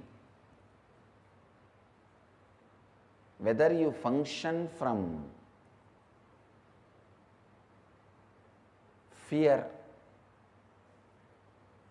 lust, worry, or function from planning,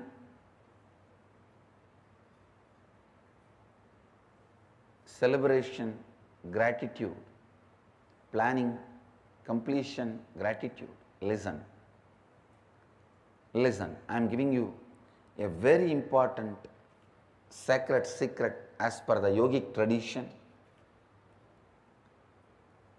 The moment you are born, you reside only in Anandagandha. Anandagandha is the space from which your soul, your consciousness operates in your body. While you are doing all your regular lifestyle routine, either you choose to allow your lust, fear, worry as an involuntary, habitual function, or you can voluntarily build planning, completion, gratitude.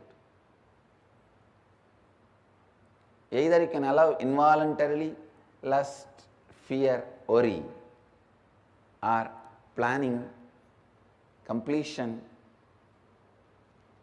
gratitude. It is just consciously building. But don't tell me the worst lie. I was busy in this, so I could not do that. You have multiple possibility and multi-dimensional. You are multi-dimensional by nature. While you are working, if you are not planning in a multi-dimensional way, you are worrying or caught in the lust and fear. Be guaranteed about it. This truth needs to really get into your system.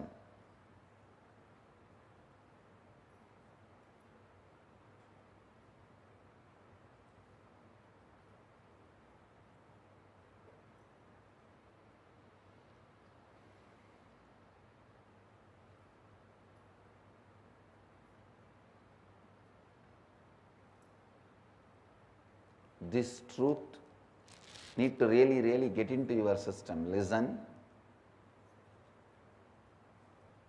Only then you will understand the difference between commitment and responsibility. If you don't take responsibility, you are beaten black and blue by commitment in the life. When you take responsibility, you are given the reward of the freedom from all commitments.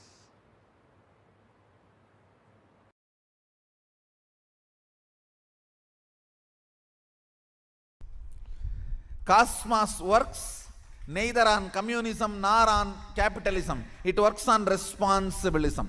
What is the responsibility you take in life?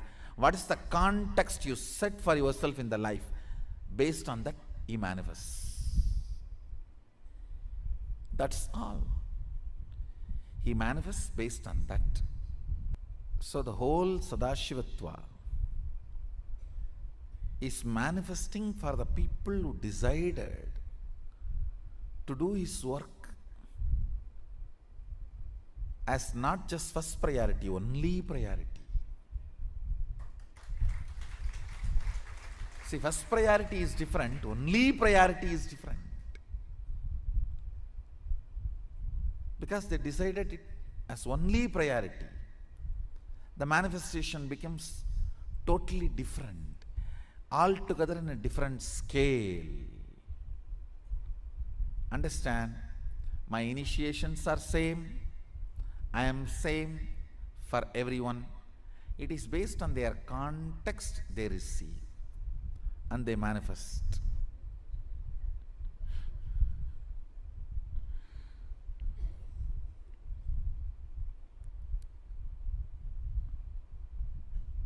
So the context sets the consciousness to a different frequency.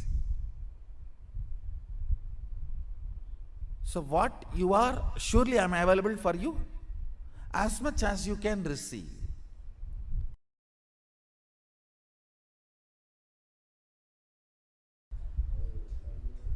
The more power manifestation, more divine you become. Understand? Shakti comes with buddhi. Only siddhi comes without buddhi. Shakti is mother, siddhi is stepmother.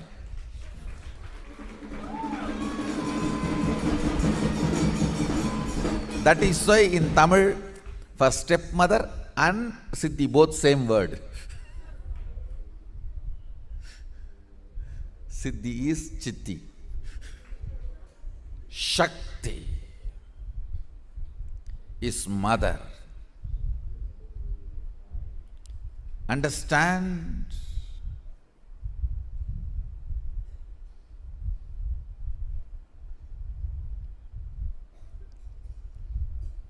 first principle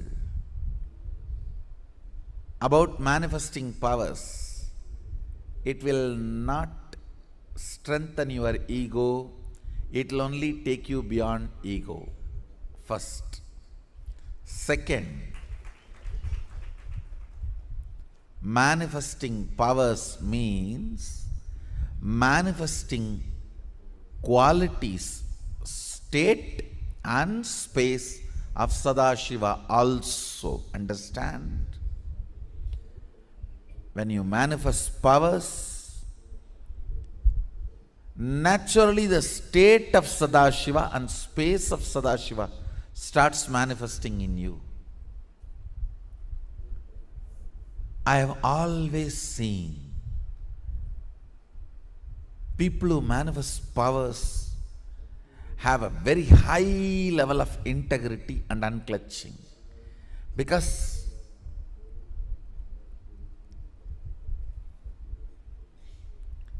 if they do not maintain that too, the power manifestation will stop.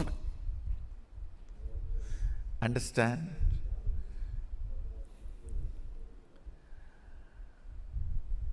How much ever you would have paid to buy your cell phone, but unless you charge every day, it will not function.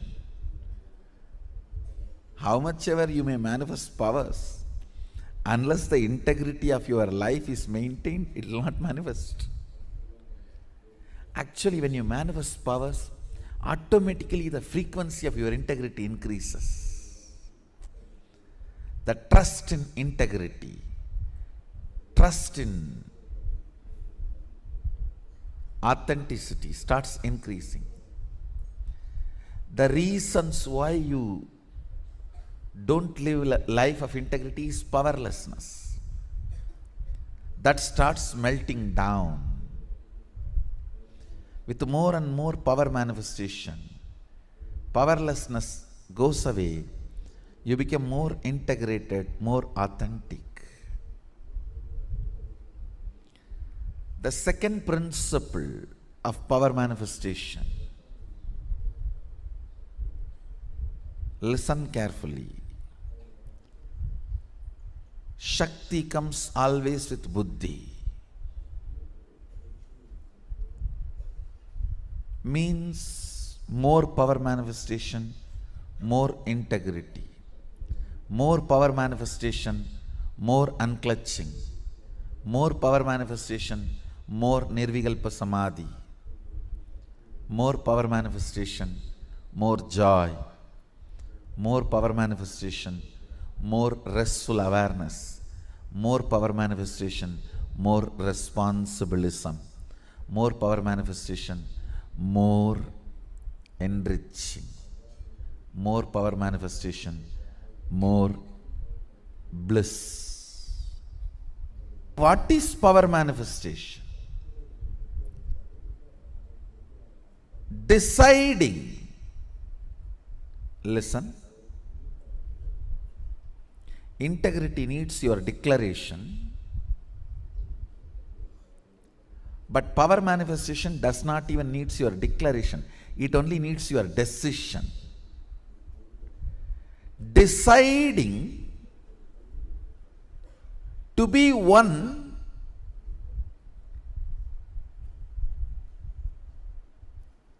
with the original source, Sadashiva, which is you, even when you don't understand.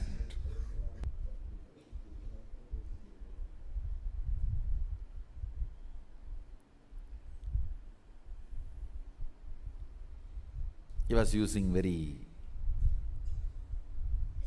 few words. That is his beauty.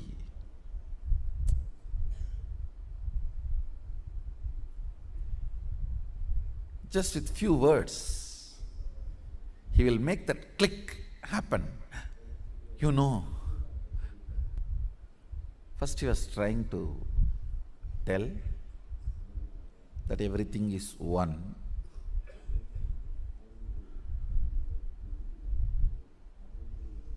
Few words. Somehow I was looking at him He was not convinced that the click has happened in me.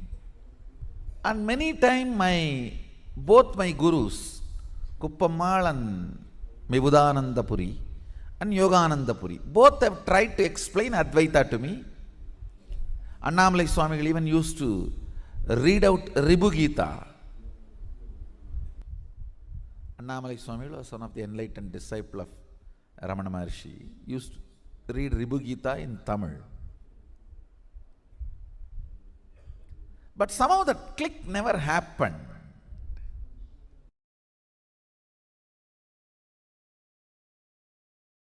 First awakening you need to have. No cunning strategies. No cunning strategies are going to work. Shortest distance between 2 points is straight line. Shortest distance between 2 points is a straight line. Understand? Most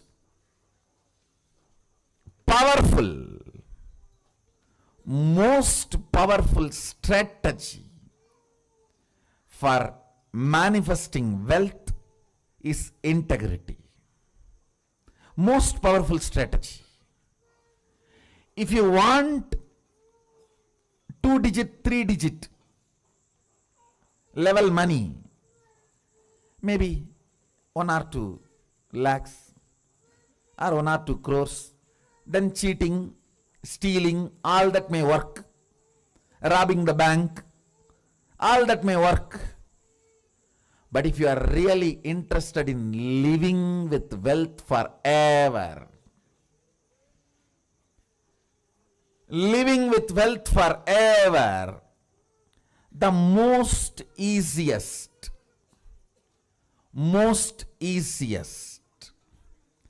and the right strategy is integrity. Decide with responsibility. You will start contributing to the humanity. Understand?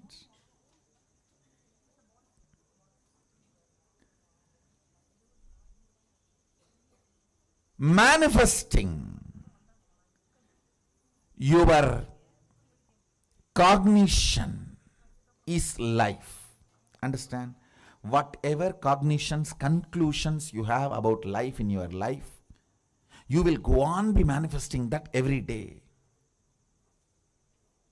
If you have the conclusion, you are going to fall sick day by day. When the more and more you breathe every day, every night, finally you will manifest that. It is your conclusions you manifest. If you have the conclusion, the cunning methods, cheating brings wealth, you will only be manifesting that, or waiting to some cunning methodology to click so you can manifest wealth. No.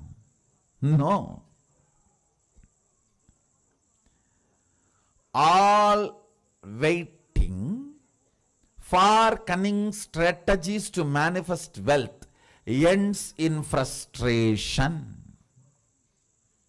And then you have a deep negative cognition about wealth. That is not going to happen for me. No. That is not for me. You end up there. In utter frustration. Then even if Sadashiva comes and gives the poetry, hey, go. You will be afraid. No. Who knows whether I am going to get the praise?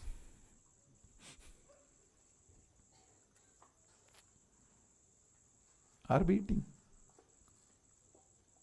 Listen to this. Fundamentally, the first truth of awakening wealth consciousness, I am not giving you this as a teaching, I am giving you this as a software programming. Just internalize and come to this conclusion, that's all. You don't need to practice it, anything. You need to practice. Practice is a 4-letter word for me. Coming to conclusion is all I ask from you. No belief, no faith, no. Coming to conclusion, integrity. The first cognition you need to have. The first conclusion, I request you to arrive. No cunning strategy will manifest wealth in your life.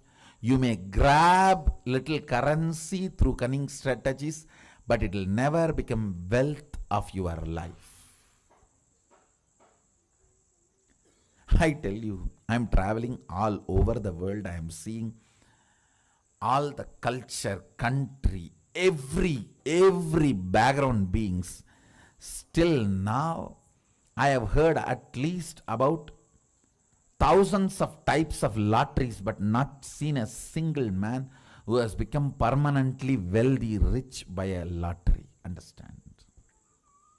I have not seen a single man who really became wealthy, stayed with his wealth through a lottery. No. That's the most funny thing. Then what is happening to all the big lotteries going on? The economy Sadashiva is teaching is neither capitalism, nor communism, or socialism. It is responsibilism.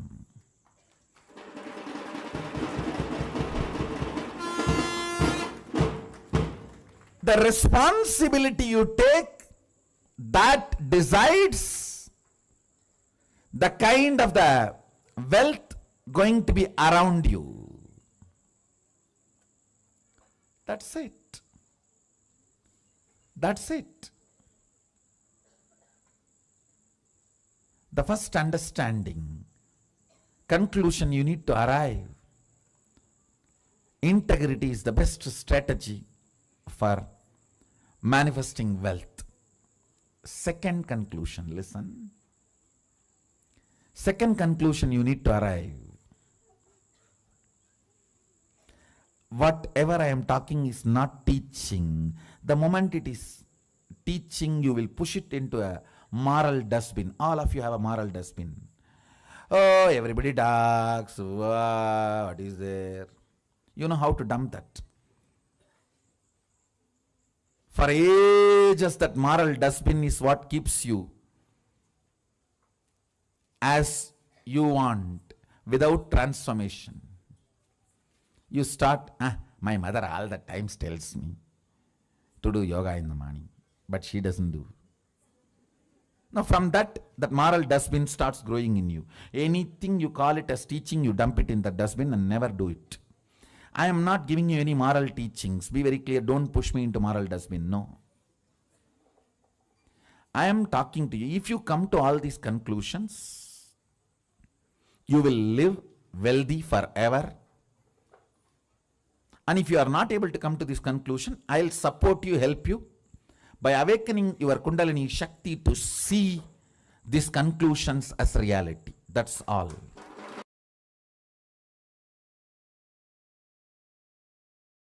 Please internalize it. The first truth. Anything which is truth strengthens you. Anything which is overlapped on the truth, believed, whether it creates greed in you or fear in you, weakens you even while you are believing. Not only after you are disillusioned, even while you are believing, it weakens you. Please listen. Anything which is truth goes on strengthening you, even while you are working with it, while you are practicing it. The great truth, Nityanandoham, Shivoham, I am the ultimate possibility. When you work with this truth, Understand, when I say I am the ultimate possibility, I mean you are the ultimate possibility. When you are working with the truth, even while you are working, it strengthens you day by day. But anything which is believed, which is not truth, which creates greed or fear in you, weakens you continuously, even while you are believing it, not only after the disillusionment. After disillusionment, you will completely feel powerless. You will feel deprived, cheated. You lost, you wasted.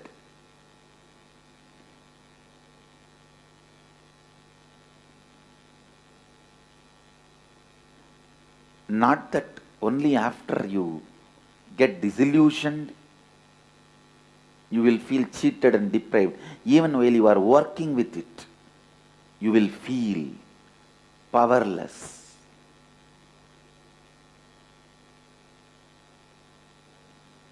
Shivoham. Deciding to work with the truth, Shivoham. Please understand, this truth you can't just believe and keep quiet.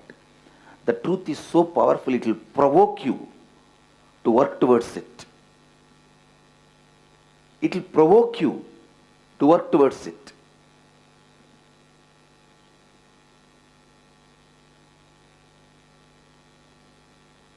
Truth uttered by the right person, listened by the right being, provokes you to work towards it.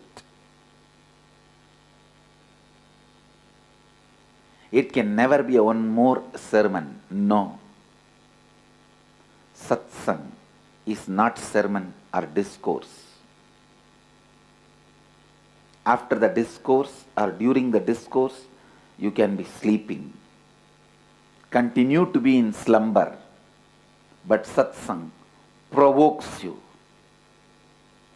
Neither during nor after you can be in slumber or sleeping. It provokes you.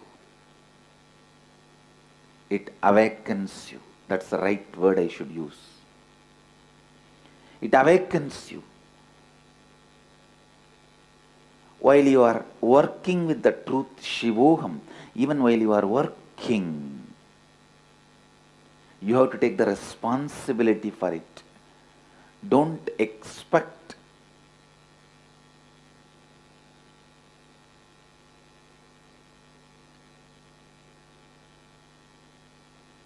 somebody else can take the responsibility for your reality. If somebody else takes the responsibility for your reality, it will never be your reality.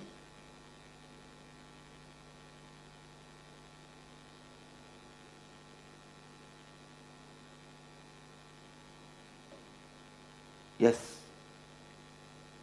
Guru can take the responsibility to make you responsible, not for anything else. Guru can take the responsibility to make you responsible. That is why his love is never appreciated. His love is not the cozy, comfortable feeling you felt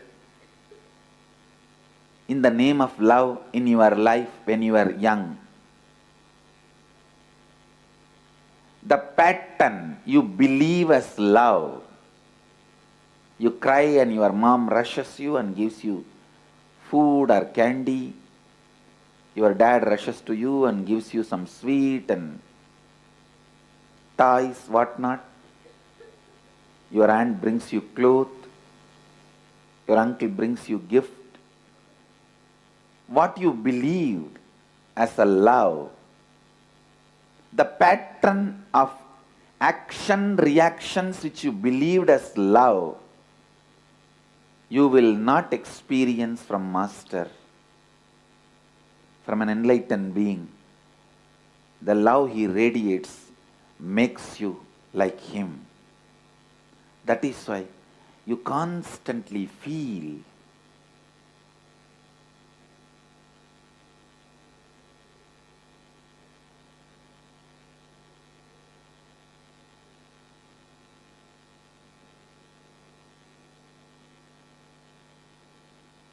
you will feel energized when you come near the Master, when you are in his presence, when you listen to his words,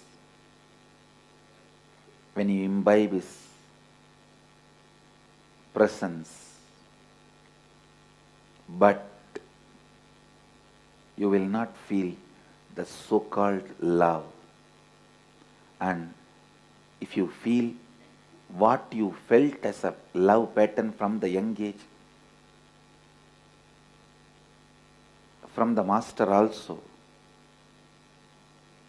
maybe he is giving you little time to settle down and become comfortable.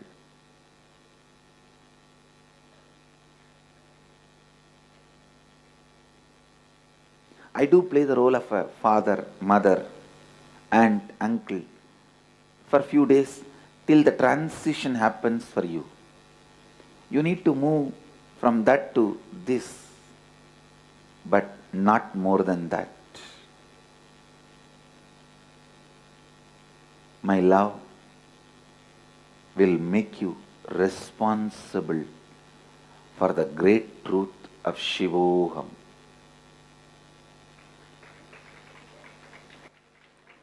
For the great truth of your reality.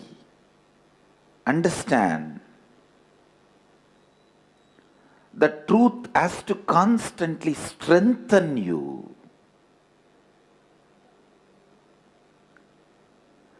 Truth has to constantly strengthen you. Anything which weakens you day by day is a belief. Anything which strengthens you day by day is a reality.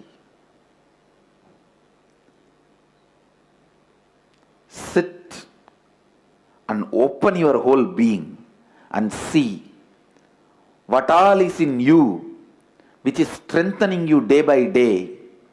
Support them. Stand by them. What all is in you which weakens you day by day, complete with them and drop them. Whether it is emotion, beliefs, thought currents, patterns, ideas, theories, theologies, whatever is strengthening you day by day, it is reality. Work with it. Work more and more with it. Whatever is weakening you, whatever is weakening you, be very clear. It is beliefs. It is belief system. Beliefs weaken you while you are with it, after it leaves you. Both. Even after disillusionment, you will repent for wasting your time in those stupid beliefs. The first truth I want you to internalize today. Anything which strengthens you is reality. Cherish it. Meditate on it. Encourage it. Contemplate on it. Awaken it in you more and more and more. Take responsibility for it more and more and more.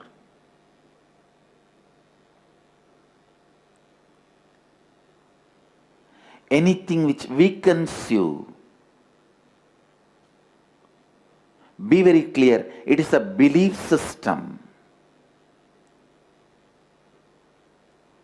Belief system either will create fear or greed, because that is the only way it can create the false excitement in you.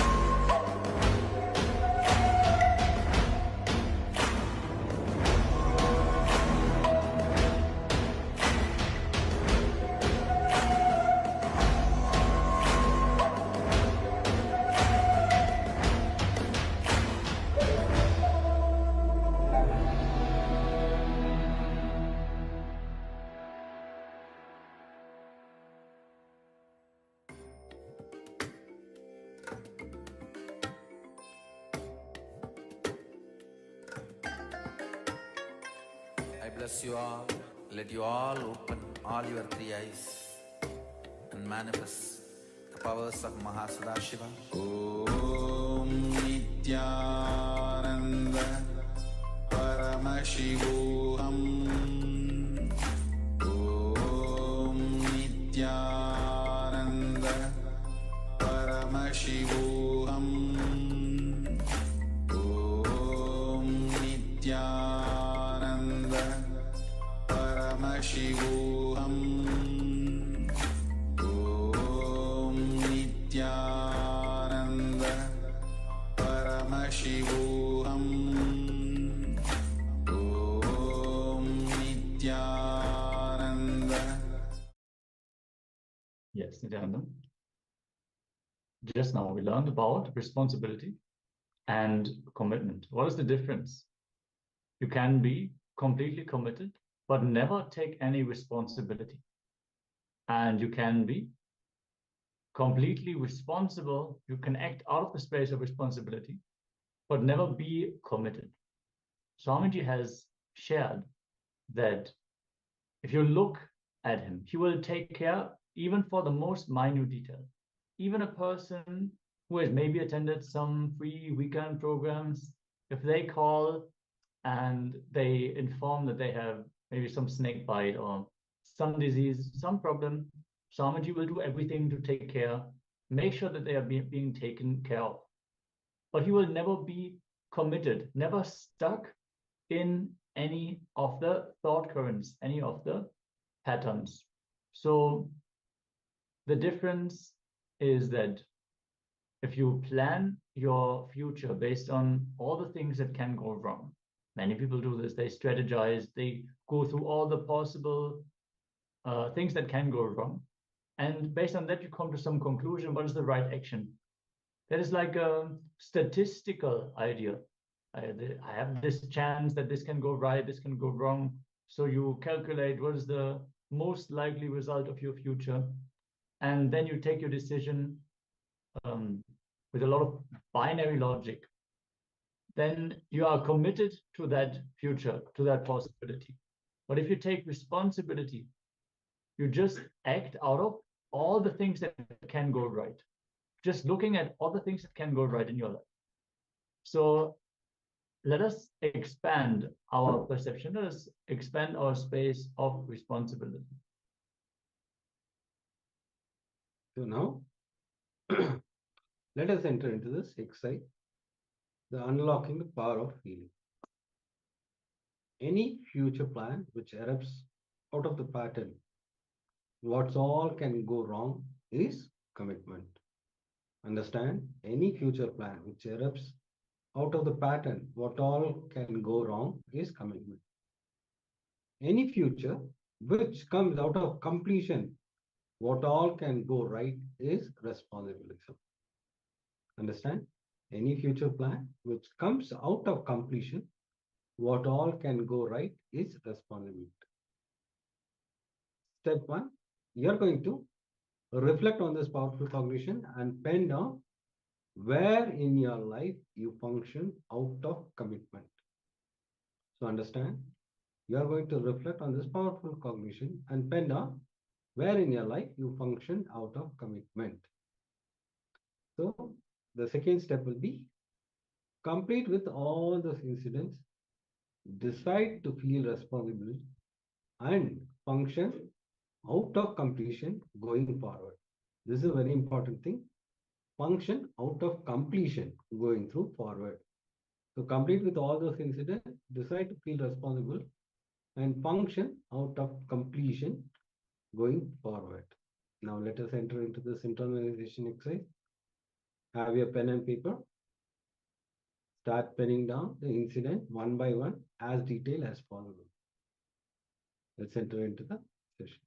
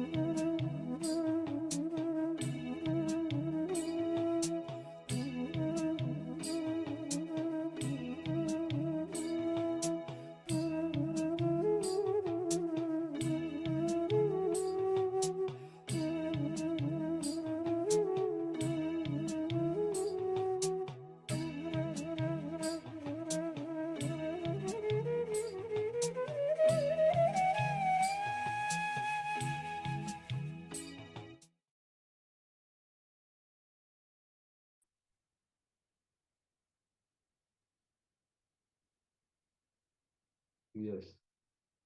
You have finished the exercise. We'll go to the next session.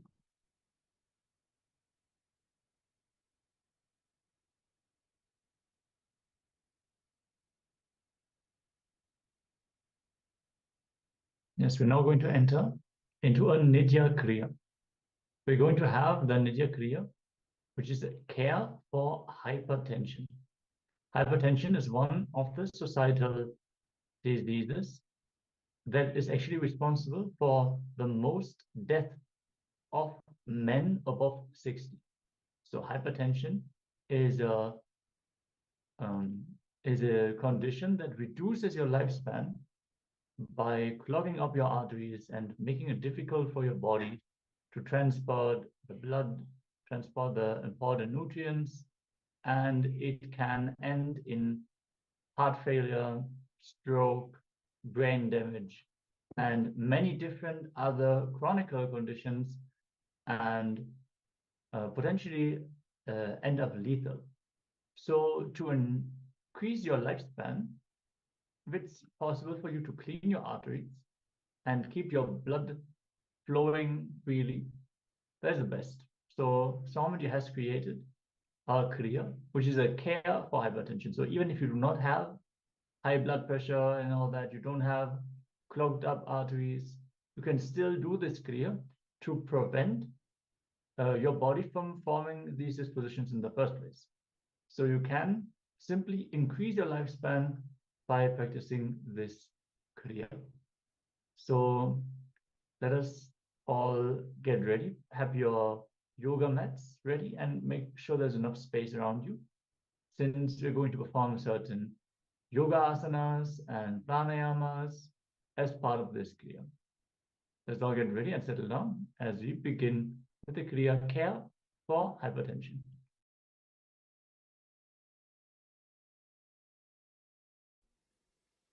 Very easy but powerful process. I can prove in front of your eyes how the blood pressure comes down and becomes normal even once doing this Kriya. See, I tell all the devotees or disciples, followers who are having blood pressure, hypertension, do this process today and see how your pressure comes to normal. Just do this process for 1 week. You will see naturally the pressure will be normal. Talk to your doctors, you can stop medication.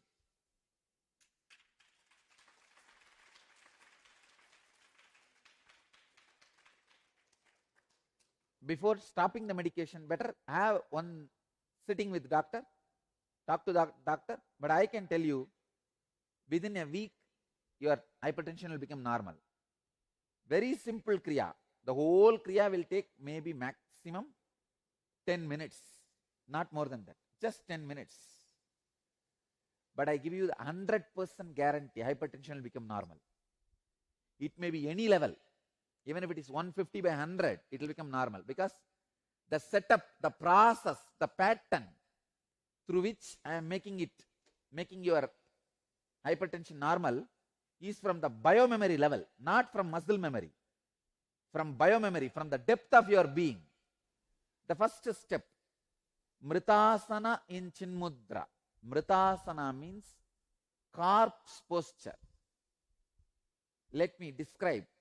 Uddanam Shashwat Bhumau Shayanantu Savasanam Shavasanam Sramaharam Chitta Vishranti Karakam. Garanda Samhita's second Upatesha, 19th verse. Lying flat on the ground like a corpse is called the Mritasana.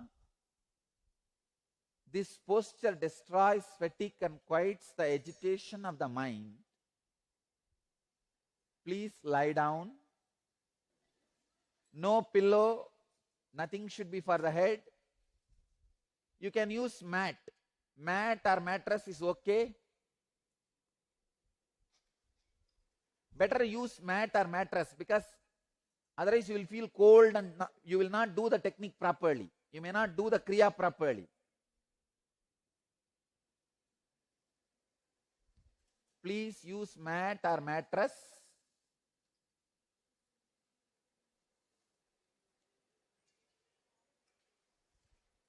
If you feel cold, you may not do the technique. That's why I'm saying mat or mattress. Okay. Next step. Lie down in such a way that you don't kick people. You are not getting blessed by somebody else.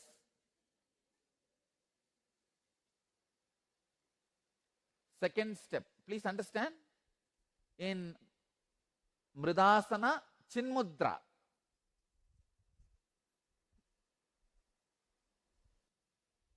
See, if it is some complicated posture, I can tell no. I can understand. You can say that, oh, I can't do this, that. Mritasana and Chinmudra. Chinmudra is bring your index finger to your thumb. This is Chinmudra.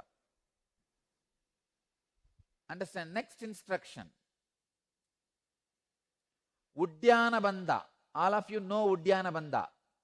Contract the bowels equably above and below the navel towards the back so that abdominal viscera may touch the back. Hold like that in Uddiyana Bandha as long as you can. When you can't hold anymore, relax. Do this Uddiyana Bandha lying down 21 times.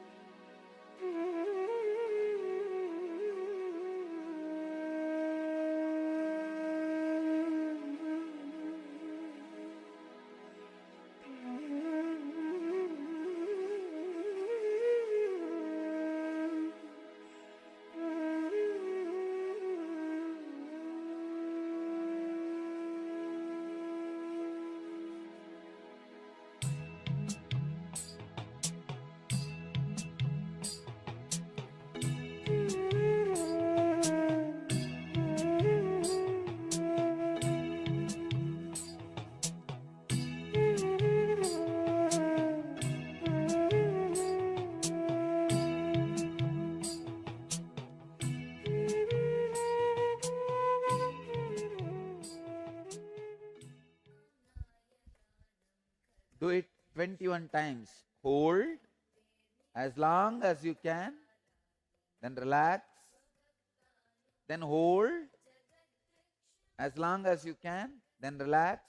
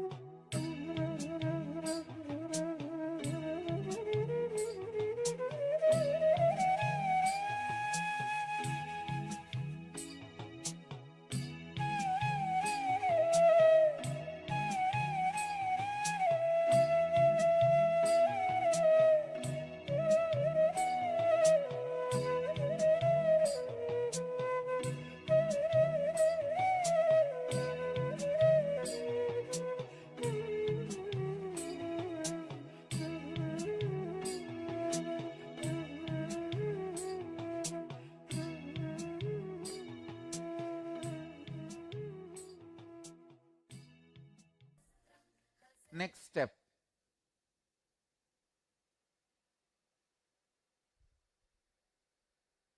Jalantara bandha. Listen.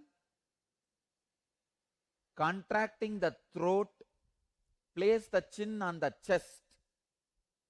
Means lock the throat.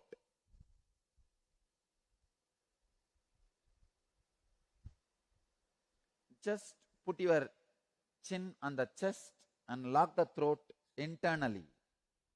Hold as long as you can. And exhale slowly when you feel you can't hold anymore. Do this again 21 times.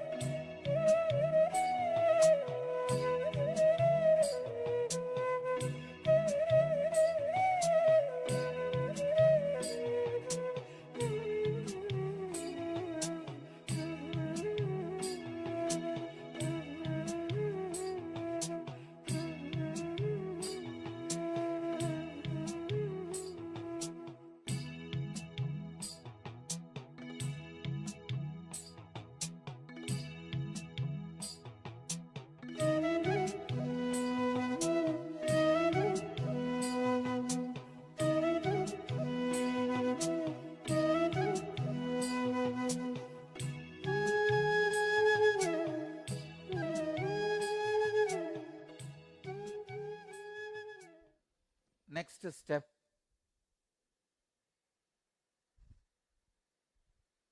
Muktasana. Please sit in Muktasana. Place the heel at the root of the organ of generation and the right heel above that. This is the way. Please understand.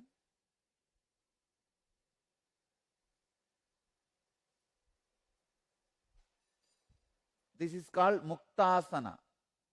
Sit in the Muktasana.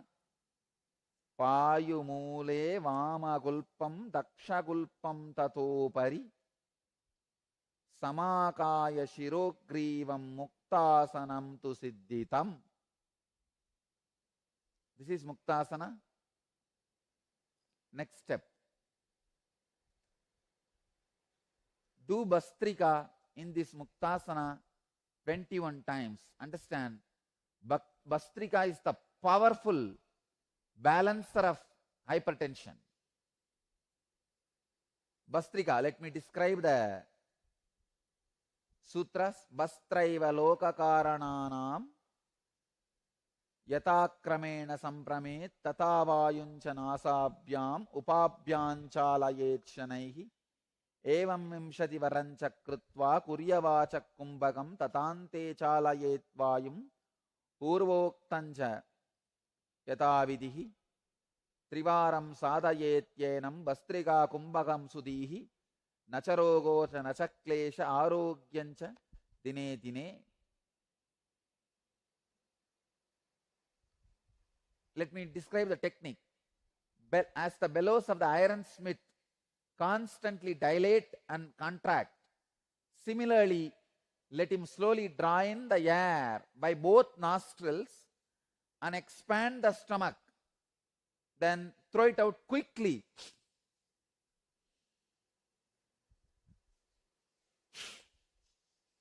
Inhaling should be very, very slow. Exhaling should be fast and quick. Do this 21 times.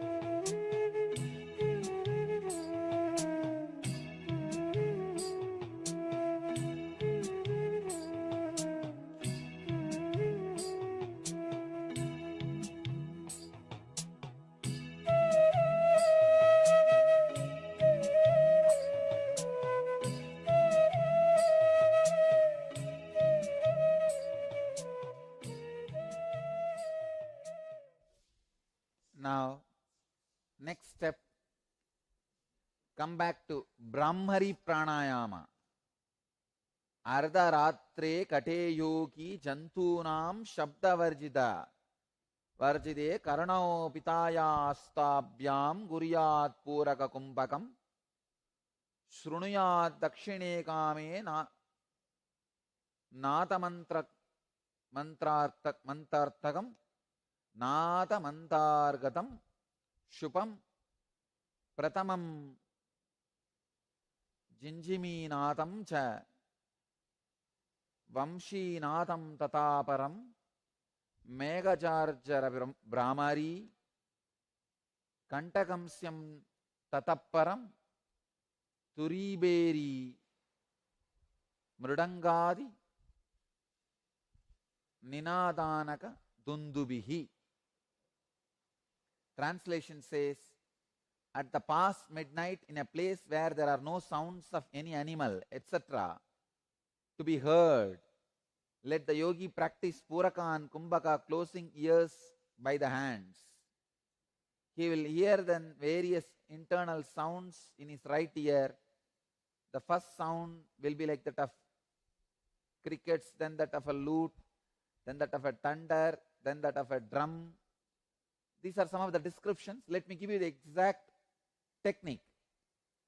Put your thumbs in the ears and hum intensely, as deeply as possible, as loudly as possible, as intensely as possible. Start.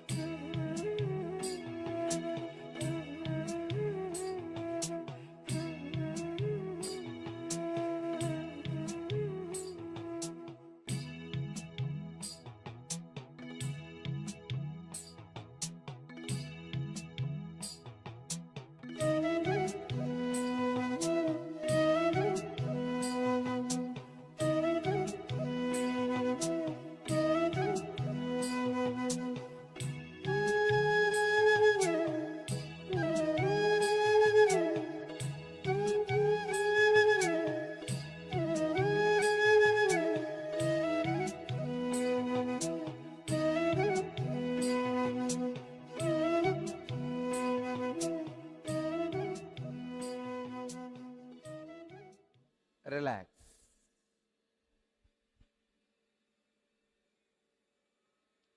You can now relax.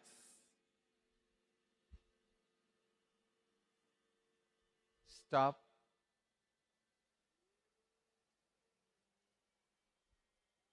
Relax. Do this kriya every day.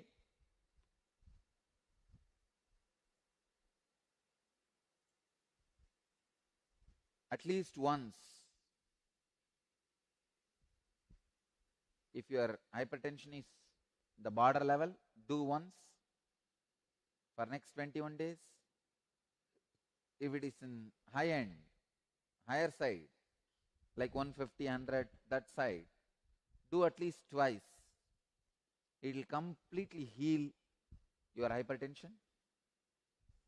Let you all achieve, experience, live, express, radiate, and share the eternal bliss. Nityananda. Thank you.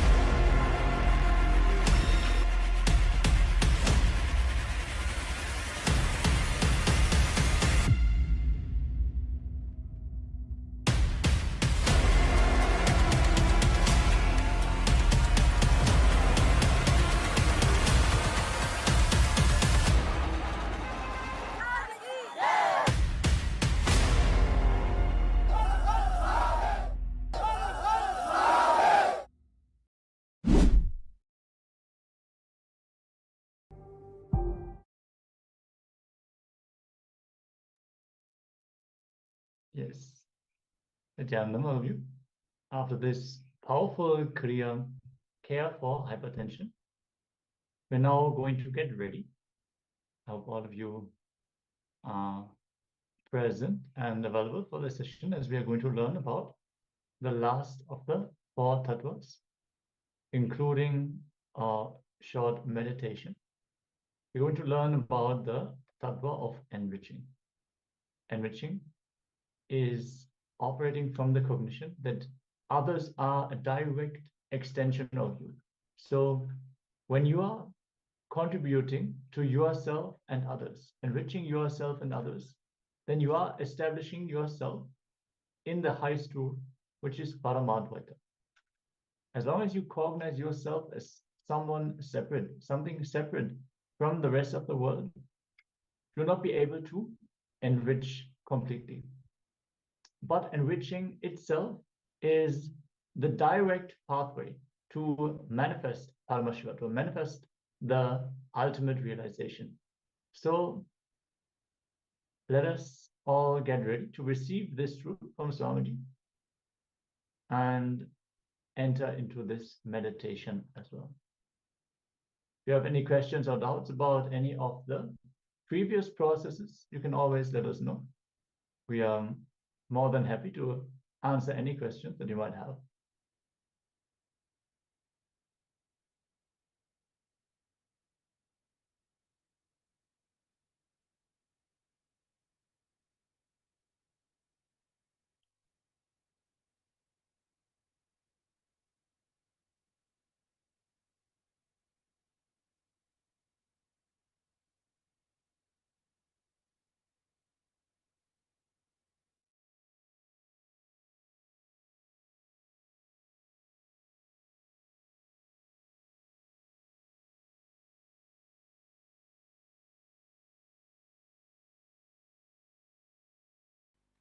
Please understand,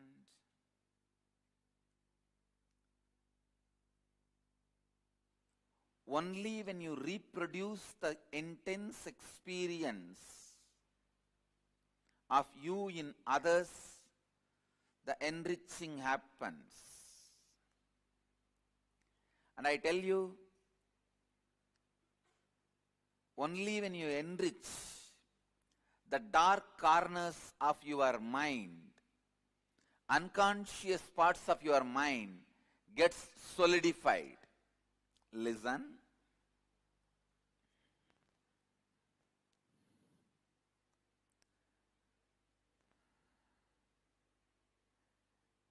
Many times, just in the face I can see a person going through confusion and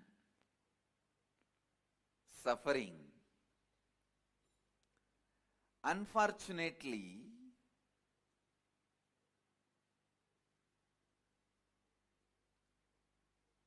the solution is enriching, which nobody wants to listen.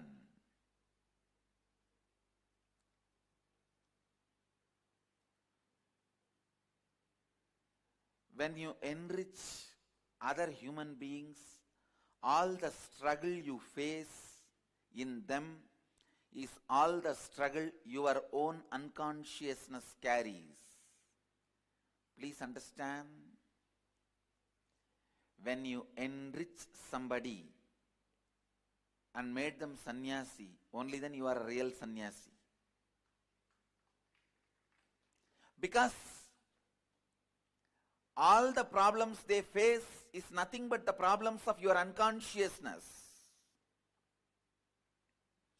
If you can answer all their problems and questions, only then you answered all your unconscious problems and questions.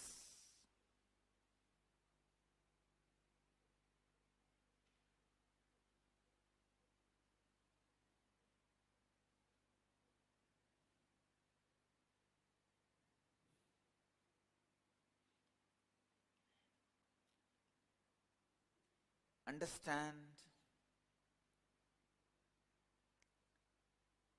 First of all, you need to understand why we should be able to answer, why we should answer all our unconscious queries.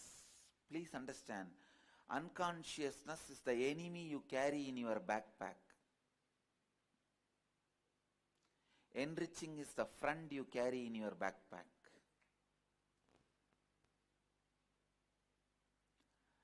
Unconsciousness is the enemy you carry in your backpack. Any moment he may attack you.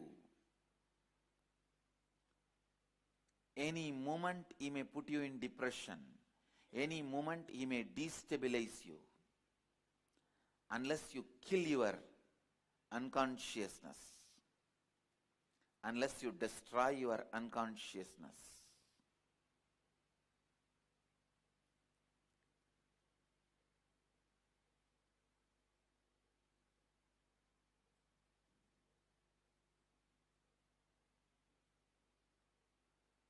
You will create hell for yourself, nobody else. You can't create hell for anybody else. You will create hell for yourself. Unconsciousness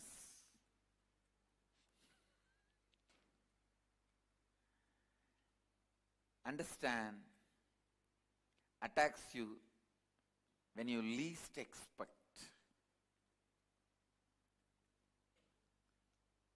Better go round, enrich everyone so that all your unconscious questions are answered now itself. It is like voluntarily facing your unconsciousness.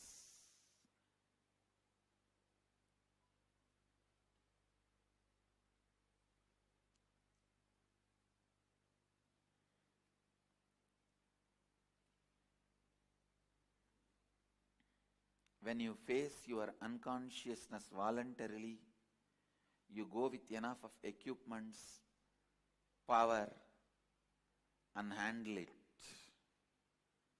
When you face your unconsciousness,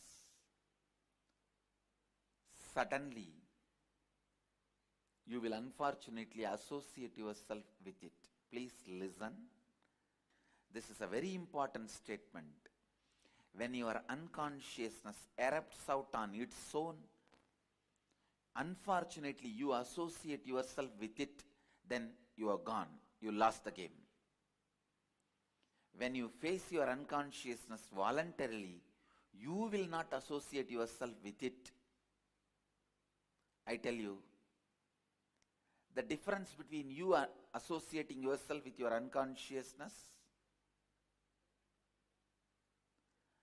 and you not associating yourself with your unconsciousness is a small difference, like whether Krishna is in your side or not.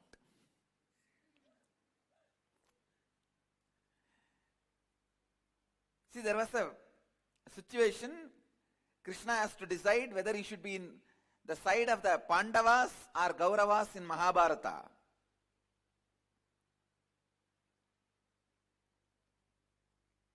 That 1 second, that one decision would have changed the whole history of Mahabharata and Bharat. If he has sided Kauravas, I tell you, it is not that Kauravas are worse people than Arjuna. After listening to the whole Gita, I can say very clearly, Arjuna was only socially moralistic. Consciously, he was equal to Duryodhana's. If the same Gita was delivered to Duryodhana's, all the 100 of them would have become Arjuna's, enlightened. The whole story will be different. Understand, there is nothing special with Arjuna. I can boldly tell you. He may be socially good, but based on the questions of Arjuna, I can say he was equally unconscious like Duryodhana. The situation making you as a good person may be accident, but you making the situation good is incident. Understand? Situation making you as a good person is an accident. You making the situation good is incident.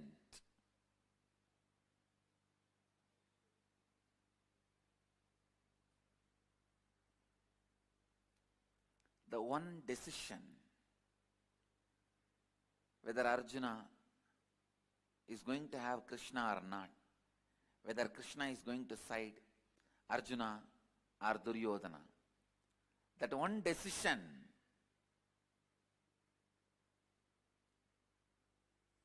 that makes the whole difference.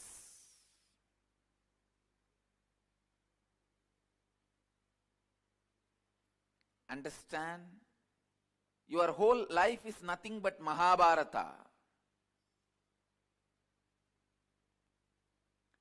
In your life of Mahabharata, the victory or failure is going to be decided. Who is going to win? Whether you or your unconsciousness is going to be decided only based on which side you are going to side. Listen. Whichever side Krishna sided would have won the game. If he sides Duryodhana's, he would have won the game. He knows what to do.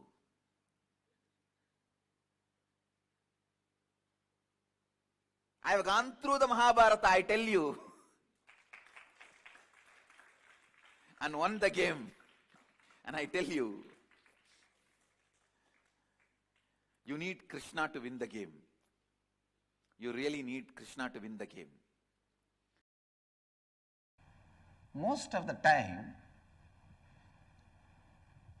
the immediate cognitions you have decides the quality of your life. ध्यान से सुनिए. Please listen. The immediate cognition you have decides your life. Whether falling in love or getting married or taking sannyas, accepting a job or rejecting a job or leaving a job, the immediate cognition that plays a major role,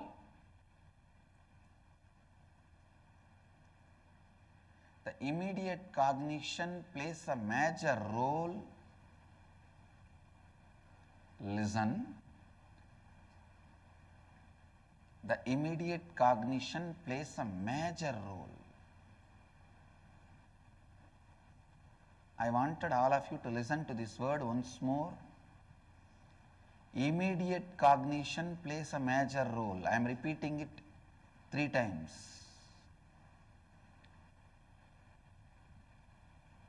When you face a situation, what you cognize immediately?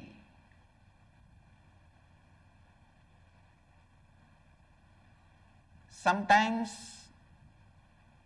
you slowly think, rethink,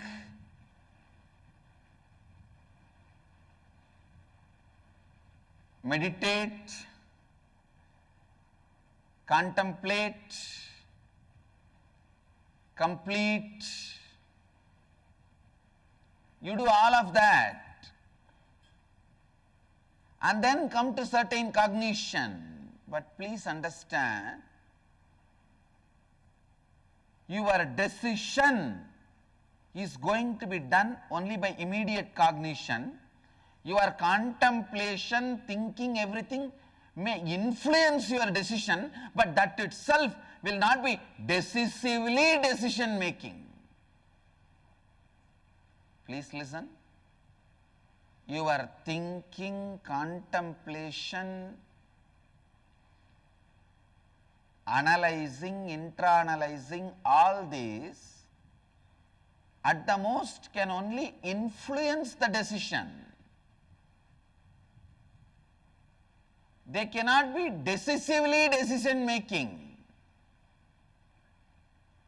So the immediate cognition you carry,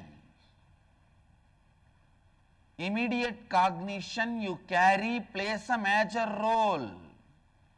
Please understand, in the inner awakening, I am giving you the right immediate cognition.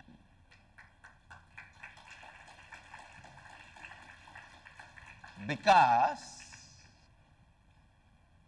the immediate cognition goes on functioning in one way in your life, and your internalizing intellectual understanding goes on functioning in other direction. The gap between these two is called vasana.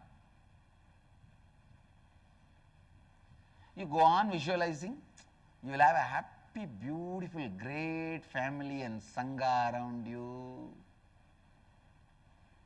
joyful employees, employers around you. But the moment your wife or husband calls, the moment you pick up the phone, tell me,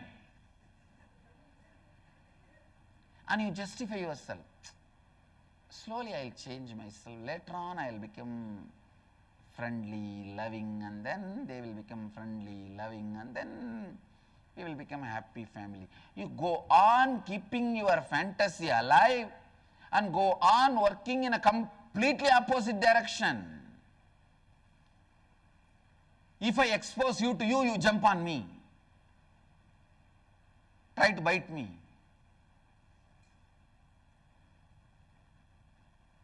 The vasana, in Sanskrit we have a beautiful word, samskara, vasana. Vasana means having the unconscious life patterns which is completely against the reality you want to cause in your life. Having and working in an unconscious way which is completely opposite to the reality you want to cause for yourself and others. See, why this is happening? What do you want to do? And what is the way you are doing? You go on pushing your hopes, saying, tomorrow I'll change. After a few days I'll change. I'll change. Don't push me too much. Otherwise I may give up. If you give up, who cares? Actually, we blackmail even ourselves. I'll give up.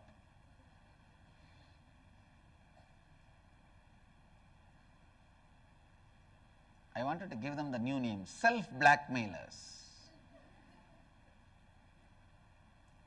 Self-blackmailing is self-denial. That is the source of self-denial. SD, HD, BM. Self-doubt, self-hatred, self-denial, self-blackmailer. Listen. Self-blackmailing is the source of all the invited diseases. Like when life, your declaration demands you to work more than 8 hours, you invite a back pain so that you can lie down. You invite cough and cold so that you can lie down. You invite fever. You invite body pain so that you can lie down. Understand? You tell yourself, if I am forced to work more than 6 hours, I am going to have leg pain. I am going to have stomach pain. I am going to have headache. Understand? This self-blackmailing is the invitation for self-invited diseases. There are some diseases you inherit. There are many diseases you invite.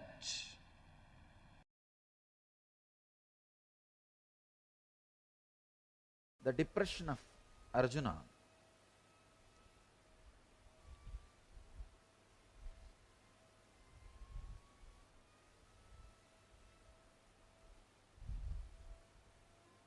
I can say is almost screaming.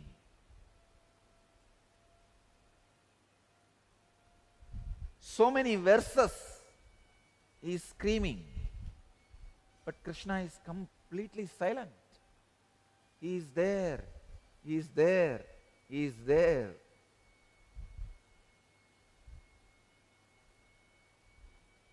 The first year of the marriage, the man speaks and the woman listens. The second year, the woman speaks and the man listens. The third year, they both speak and the neighbors listen.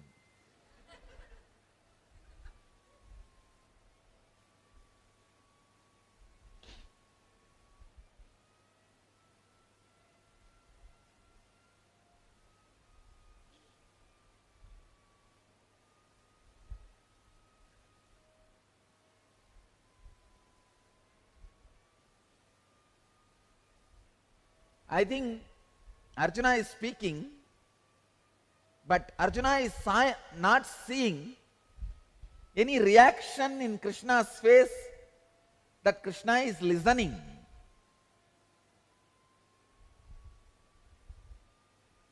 I strongly believe Krishna is not listening to the words of Arjuna.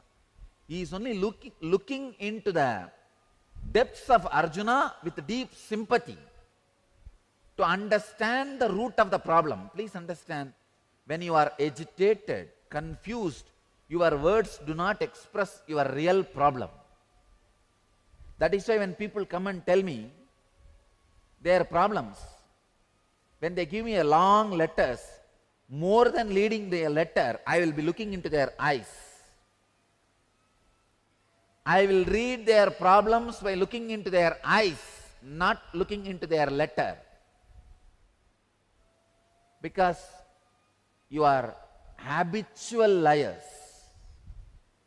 Please understand, all human beings have got into the system of becoming a habitual liars.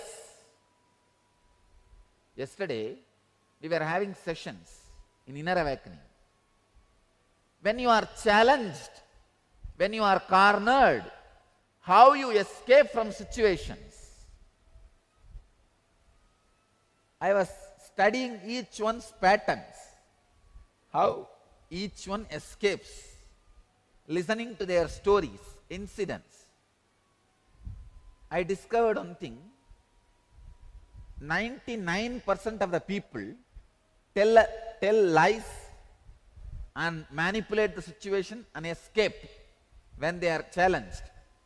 And the remaining 1% told lies even to me when I asked them.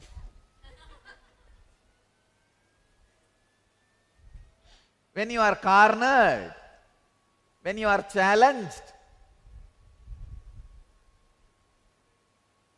you immediately get into the mode of telling lies to manipulate the situation, to exploit the situation and escape from the situation. Understand,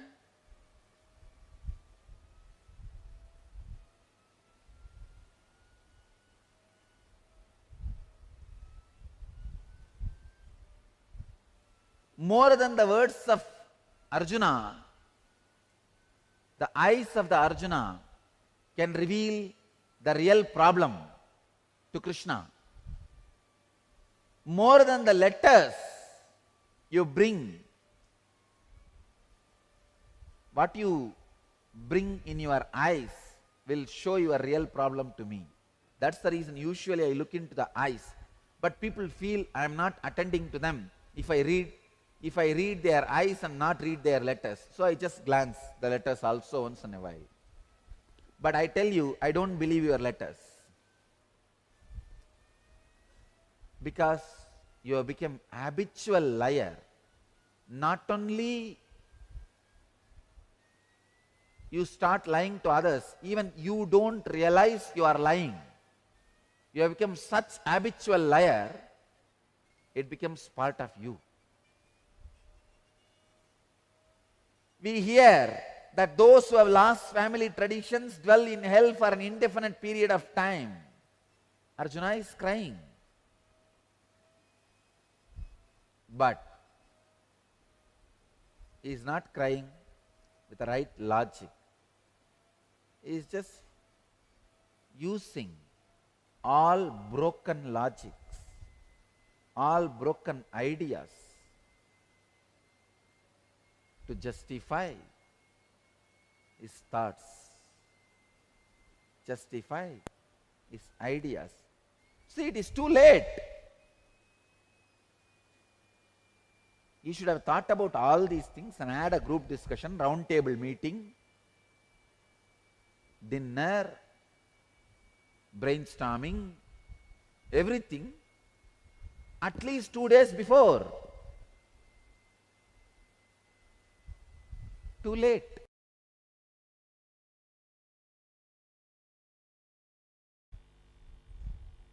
Patanjali is taking us beyond enlightenment.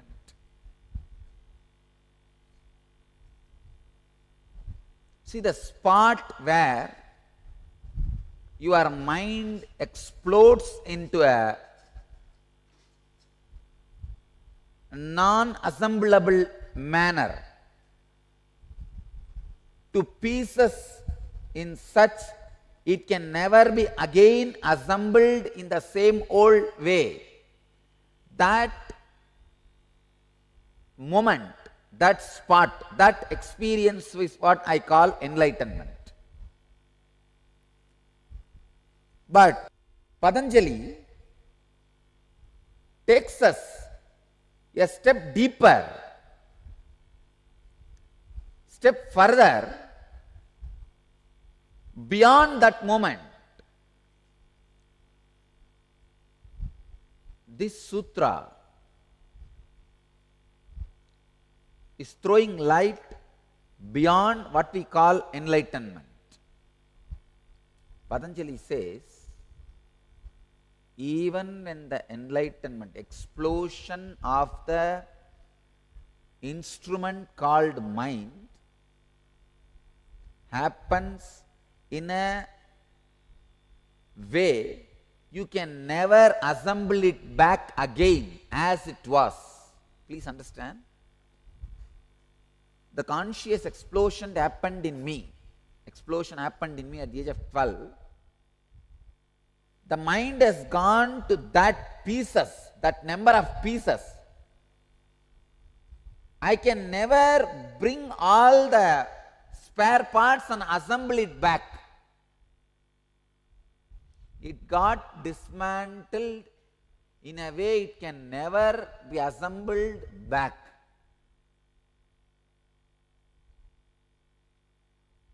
It's like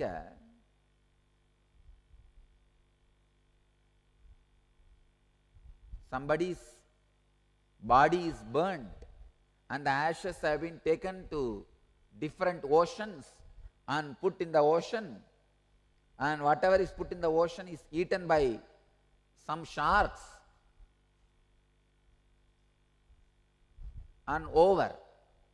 Now, can you get all those particles back, put it together and make the body back? No. Impossible. Same way, the explosion happened in me at the age of 12 was such a strong experience. Never I can collect the mind back and assemble it and create the same old structure. Or I can say any structure. Forget about old structure, any structure. It's not possible. It has become impossible.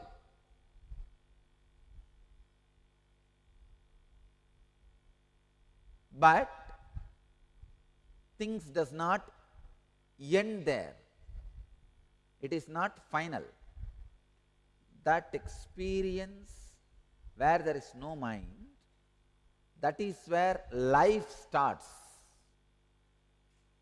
So the life continues to flow in that ultimate explosion. I can say every moment the explosion goes on and on and on and on and on.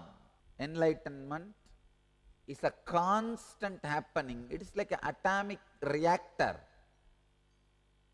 Your body becomes an atomic reactor. Constant explosion goes on and on and on and on and on.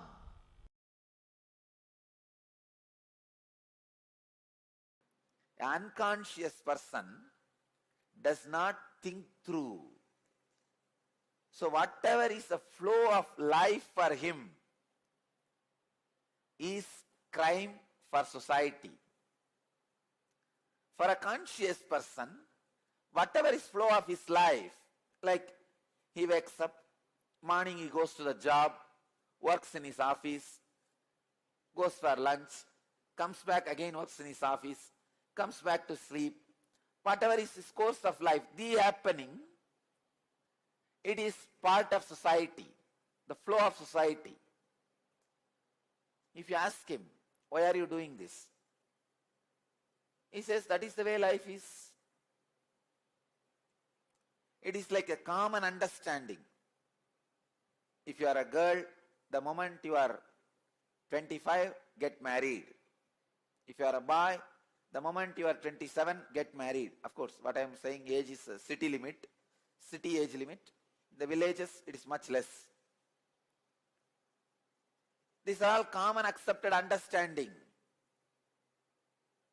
When thousands of miracles are happening around me, I tell you, I promise you, I don't do anything. It is the happening for me.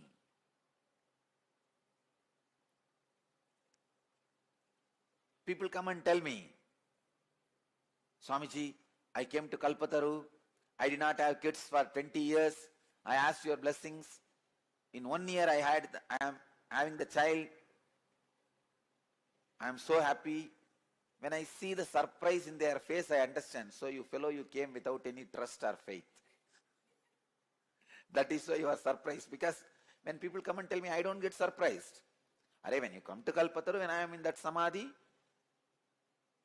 whatever I say naturally comes true. It is the happening for me. What is there in that to be surprised? But when these guys are surprised, they think I'll be very happy. See, I don't take myself for granted. I enjoy the devotion component of you reporting. When you come back and report to me, I did not have a child for 20 years and you blessed me in the Kalpataru, now I have a child. Your gratitude component I enjoy. There is a gratitude part in that. That I enjoy. But the surprise part I don't enjoy. Understand? I never enjoy the surprise part. It means what? See, if there is a gratitude component, you have a devotion. Yes, I did not have, I asked you, you gave me, I am grateful to you. But if there is a surprise component, I'll just turn my face and walk to the next person. Because I don't feel surprised. But when you come back and report, when I see gratitude, I'm very happy. I don't take myself for granted. I see the gratitude part. I do enjoy the gratitude part. But if there is a surprise part, then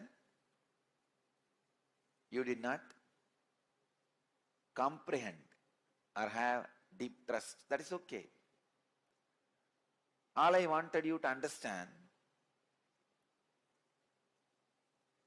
just the happening, ordinary happening for me becomes miracle for you because of the consciousness established in the superconsciousness.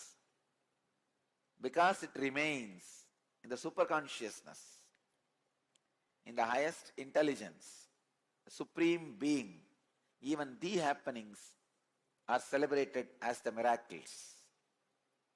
Bhagavan is very clear, Krishna is very clear, he uses the word ihaiva taihi chita sargaha esham samye stitam manaha nirdosham hi samam brahma tasumat brahmani te stitaha.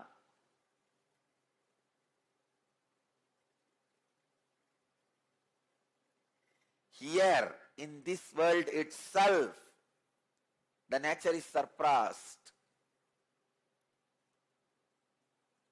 by them whose intelligence remains established in Supreme Being.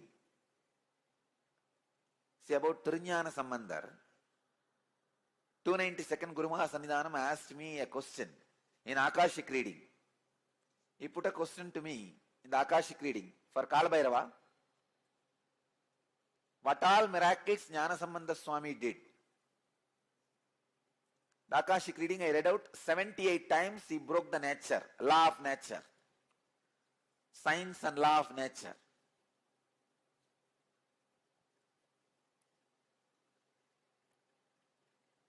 I tell you that 78 incidents are miracle for us, but for Jnana Sambandha Swami, Tirjnana Sambandhar, it is the happening. It is just the flow. Because he is established in the superconsciousness, the nature is surpassed by them whose intelligence is established in Supreme Being. Ihaiva taihi jitaha sargaha yesham samye stitam manaha. 78 times nature would have tried to cross him and he crossed it. That's all. When he puts the palm leaf and it goes against the water current in Vaigai, when he puts the palm leaf into the fire and it does not get burnt, means he is not performing miracle. He is established in the Supreme Being. The happening itself is miraculous for ordinary people who sees the whole thing in ordinary mind, from the ordinary consciousness. Understand? Now, this is the sutra for all of you. This is the important understanding for all of you. Be established in ajapa japa, feeling connection and unclutching. You will simply pass the law of the nature, which is you can't live without food. You will just surpass it. Be established in the supreme consciousness. You will just surpass the law of nature. You can't live without food. You can't live without food is a law. It's the nature. You will just surpass it by being established in supreme being.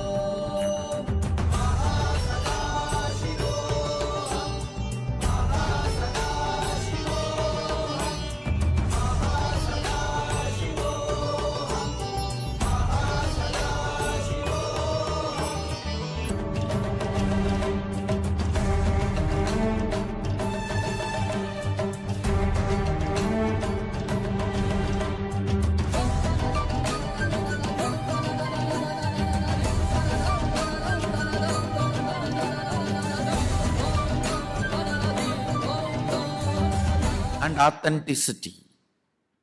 All that forms the state of Sadashiva.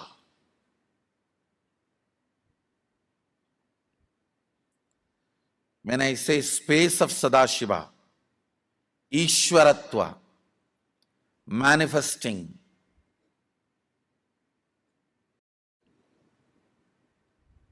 responsibility and being a leader for other beings,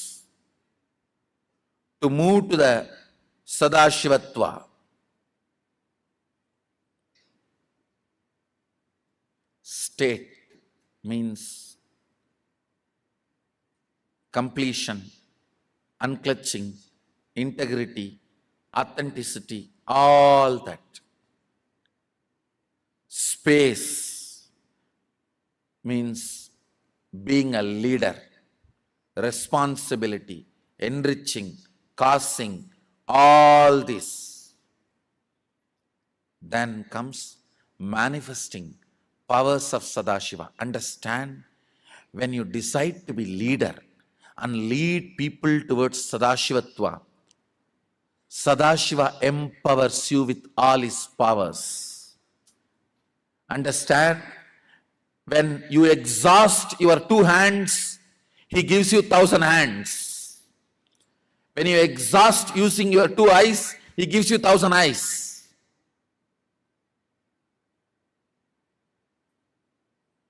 When you put everything to use, then he gives more. All power manifestation is for the sake of serving Sadashiva. When you lead people to Sadashivatva, You are empowered by Sadashiva with all the powers. Today I am going to expand on helping each one of you to find stability and strength from and through these four tattvas. Listen, ध्यान से सुनिए.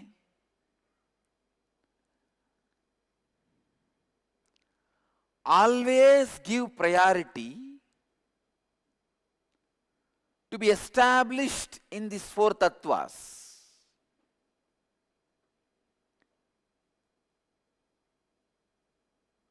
Listen, when you are established in these four tattvas, please understand you are directly radiating the superconscious energy.